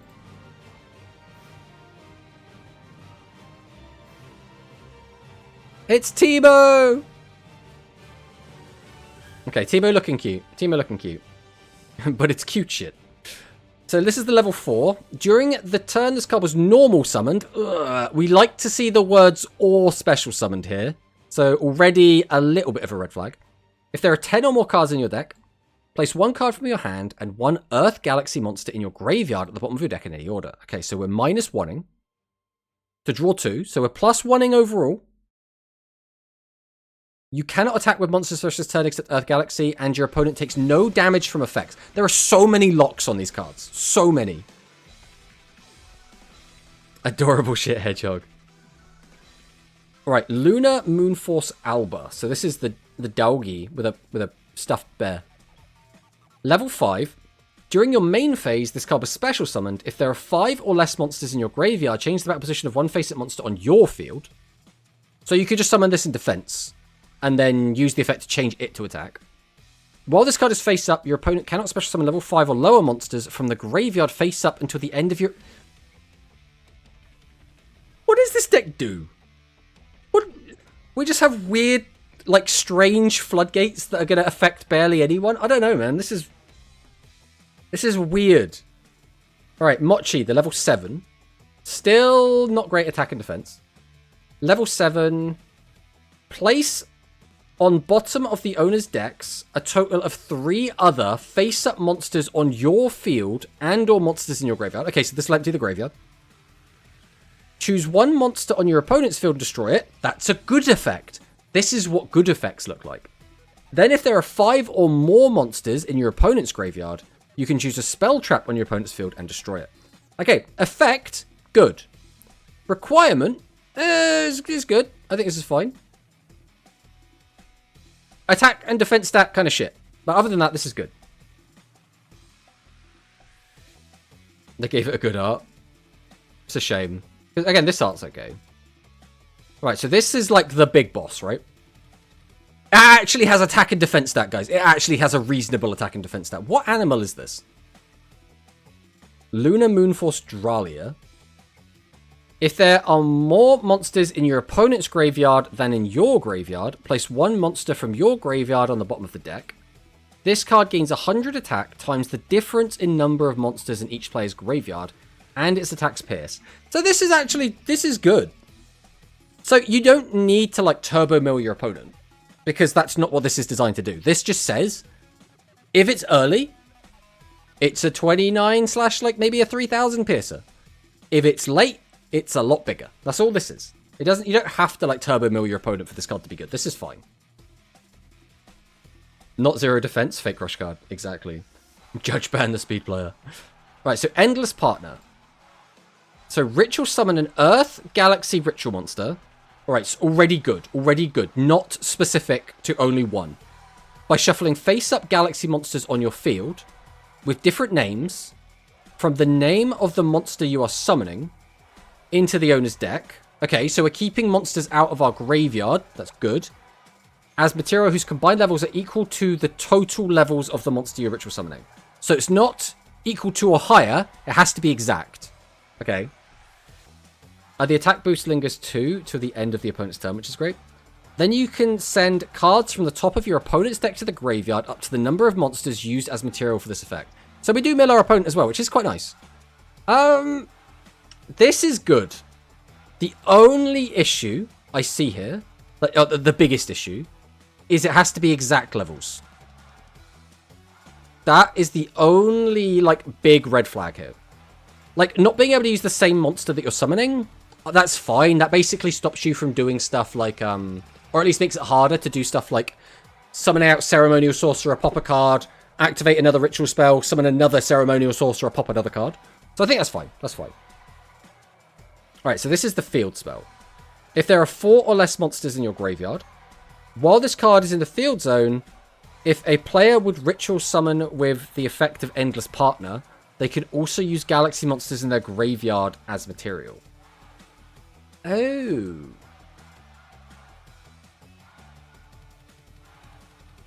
Is that important? Maybe.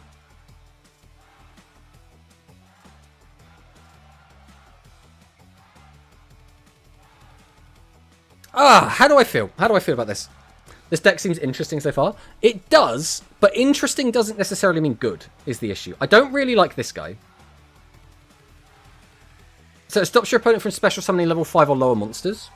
This, to me, seems like a toolbox card that you won't summon every game. This is going to be the card that you'll summon one every 4 or 5 games when its effect seems relevant. Like you're playing against, I don't know, Balloon Biter or Barsha, maybe. You're playing against maybe like Chaos Magician, because they'll summon out low-level monsters from the graveyard constantly. Like there'll be some decks this is really good against, and some decks it'll be super mid against. So I think it'll probably be fine. It's good so you can get the exact levels. The issue is how often are you going to have a bunch of cards in your graveyard? That's the other thing. How do we fill the bloody grave? Well, you just have to play non-archetype cards. The only one that locks you from using effects is this one, right? Cannot attack. Doesn't do anything. Cannot attack. Yeah. So all you have to do is not use POP early.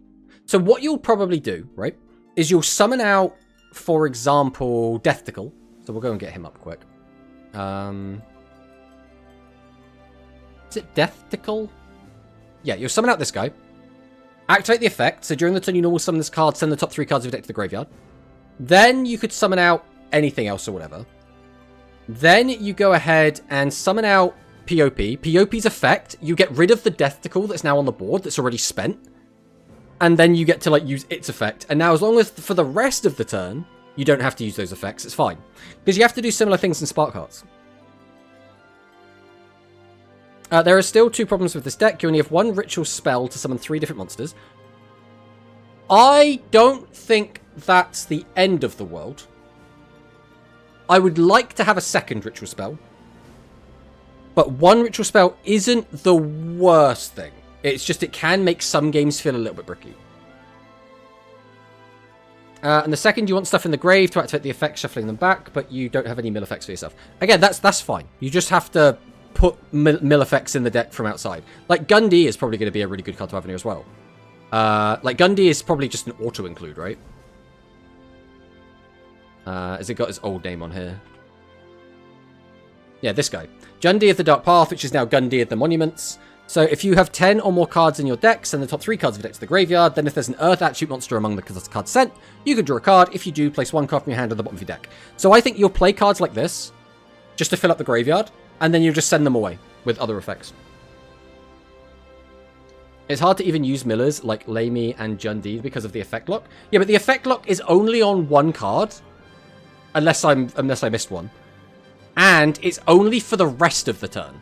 So it doesn't stop you from using them all together. Just once you've used POP, that's it. You're stuck after that. So I have to try, though. This theme looks pretty fun. I think it does look pretty fun. I think it's going to be a very technical deck. I think it's going to be the sort of deck that if you just like, you know, I summon big guys and attack a lot of times, it's not going to be a kind of deck for you. This is going to be for like, you know, your Celebros players. This is going to be the combo players kind of deck. It's going to have a lot of like keeping track of stuff, a lot of like spinning plates. The deck doesn't like having cards in the graveyard and then uses the graveyard like why. I think that's what makes it interesting. That's what's going to give it a higher skill cap. Because we're also going to be able to play cards like Catoise, which is going to be really good in here as well. So if your opponent has a monster on the field, we can send the top 3 cards of it to the graveyard. Then if you have 3 or less monsters in your graveyard, you can add 1 card from your graveyard to your hand. This card's going to be fantastic in this deck, I feel. 1 ritual spell would be fine if we had any archetype recursion for it. You are right. Not having recursion. We even have a way to add the field spell. But we don't have a way to get So right now, we're going to have to play... So you can get it back with Catois. And you're probably going to be forced to play Magical Stone Excavation. And that's kind of going to have to be it. Unless we get more reveals that show us more cards that can get it back. If we have a monster that gets it back from the graveyard, that would be perfect. In my mind, all we need is an Earth monster that gets it back. Maybe there's more cards. It's not fully revealed. Yeah, almost certainly we're going to have a few more cards. I DM'd you on Discord with a link. It was early artwork / name reveals for those themes. It shows at least 2 monument spell / traps. Let's have a look.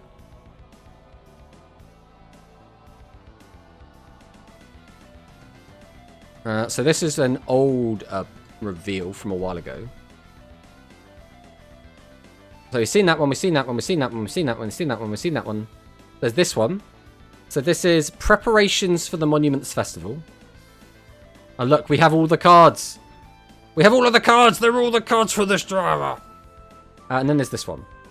Monument Records. So this is probably a trap. I guess they could just supposed to be spell cards. Interesting. Also, stop looking at the feet, you widows. Is there anything else in here as well? So these are not. These are lovely cards. So no other Moonforce cards have been revealed from here. They're going to sacrifice the girl. I think the girl gets turned into the god. So maybe.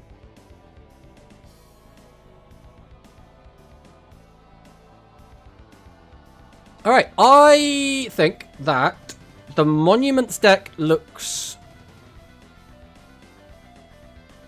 awkward as hell, but if you can pull it all off, if you just God Hand your opponent, could be really good. I think Moonforce as well looks very complicated to play, it looks very awkward. But again, could be really strong if it's piloted well. But again, neither of these decks look easy, so this is going to be a tricky one, I think. And then we got these, which we said we would show off. So second batch of overframes from the Over Collection. So what do we have here? Deep Eyes, White Dragon, the Abyss, Blue Light Dragon. Oh, the Abyss. Again, I don't really like this card art, personally. This card is always treated as Blue Eyes card. You can use first, second effects of this card, well, once per turn. You can discard this card, add 1 Light Tuner from your deck to your hand. If a Blue Eyes Ritual Monster or Blue Eyes White Dragon is sent to your graveyard, you can target one of them and special summon this card from your graveyard. But banish it when it leaves the field. Or hand. Okay. Moonforce at least nice. You can Ritual from hand, field, or graveyard, but the exact level is meh. Yeah, I mean, being able to fuse from anywhere, like Manicus did say, is going to make summoning exact levels a lot easier. So maybe it will be fine, but I don't know, a bit. Alright, Future Fusion Nova, continuous spell. You can activate 1 card with this card's name per turn. When this card resolves, fusion summon 1 Light Machine Fusion monster from your extra deck using monsters from your deck, including Cyber Dragon. Also, for the rest of this turn, after this card resolves, you cannot special summon except machine monsters. Also, you cannot attack except with a summon monster. If this card leaves the field, destroy that monster. This is so many restrictions. It's like they went, we can't just give them Future Fusion again. We have to make it bad. They smashed it with the overframes. It feels weird. It's not a Rush exclusive thing anymore. I'm fine with that, personally. I think this art looks great. I think this is my favorite art out of all of them, personally. And then, like, stuff like this, I don't think this looks great. I don't know about you guys. I'm not going to read all of these. But what is this one called? Galaxy Defense Robot. Oh, this is Orbital 7's, like, retrain. Okay. Again, I haven't seen Zexal, so I don't have much of a say on that. This is Clearwing Synchro Dragon of the 4 Heavenly Dragons. Okay.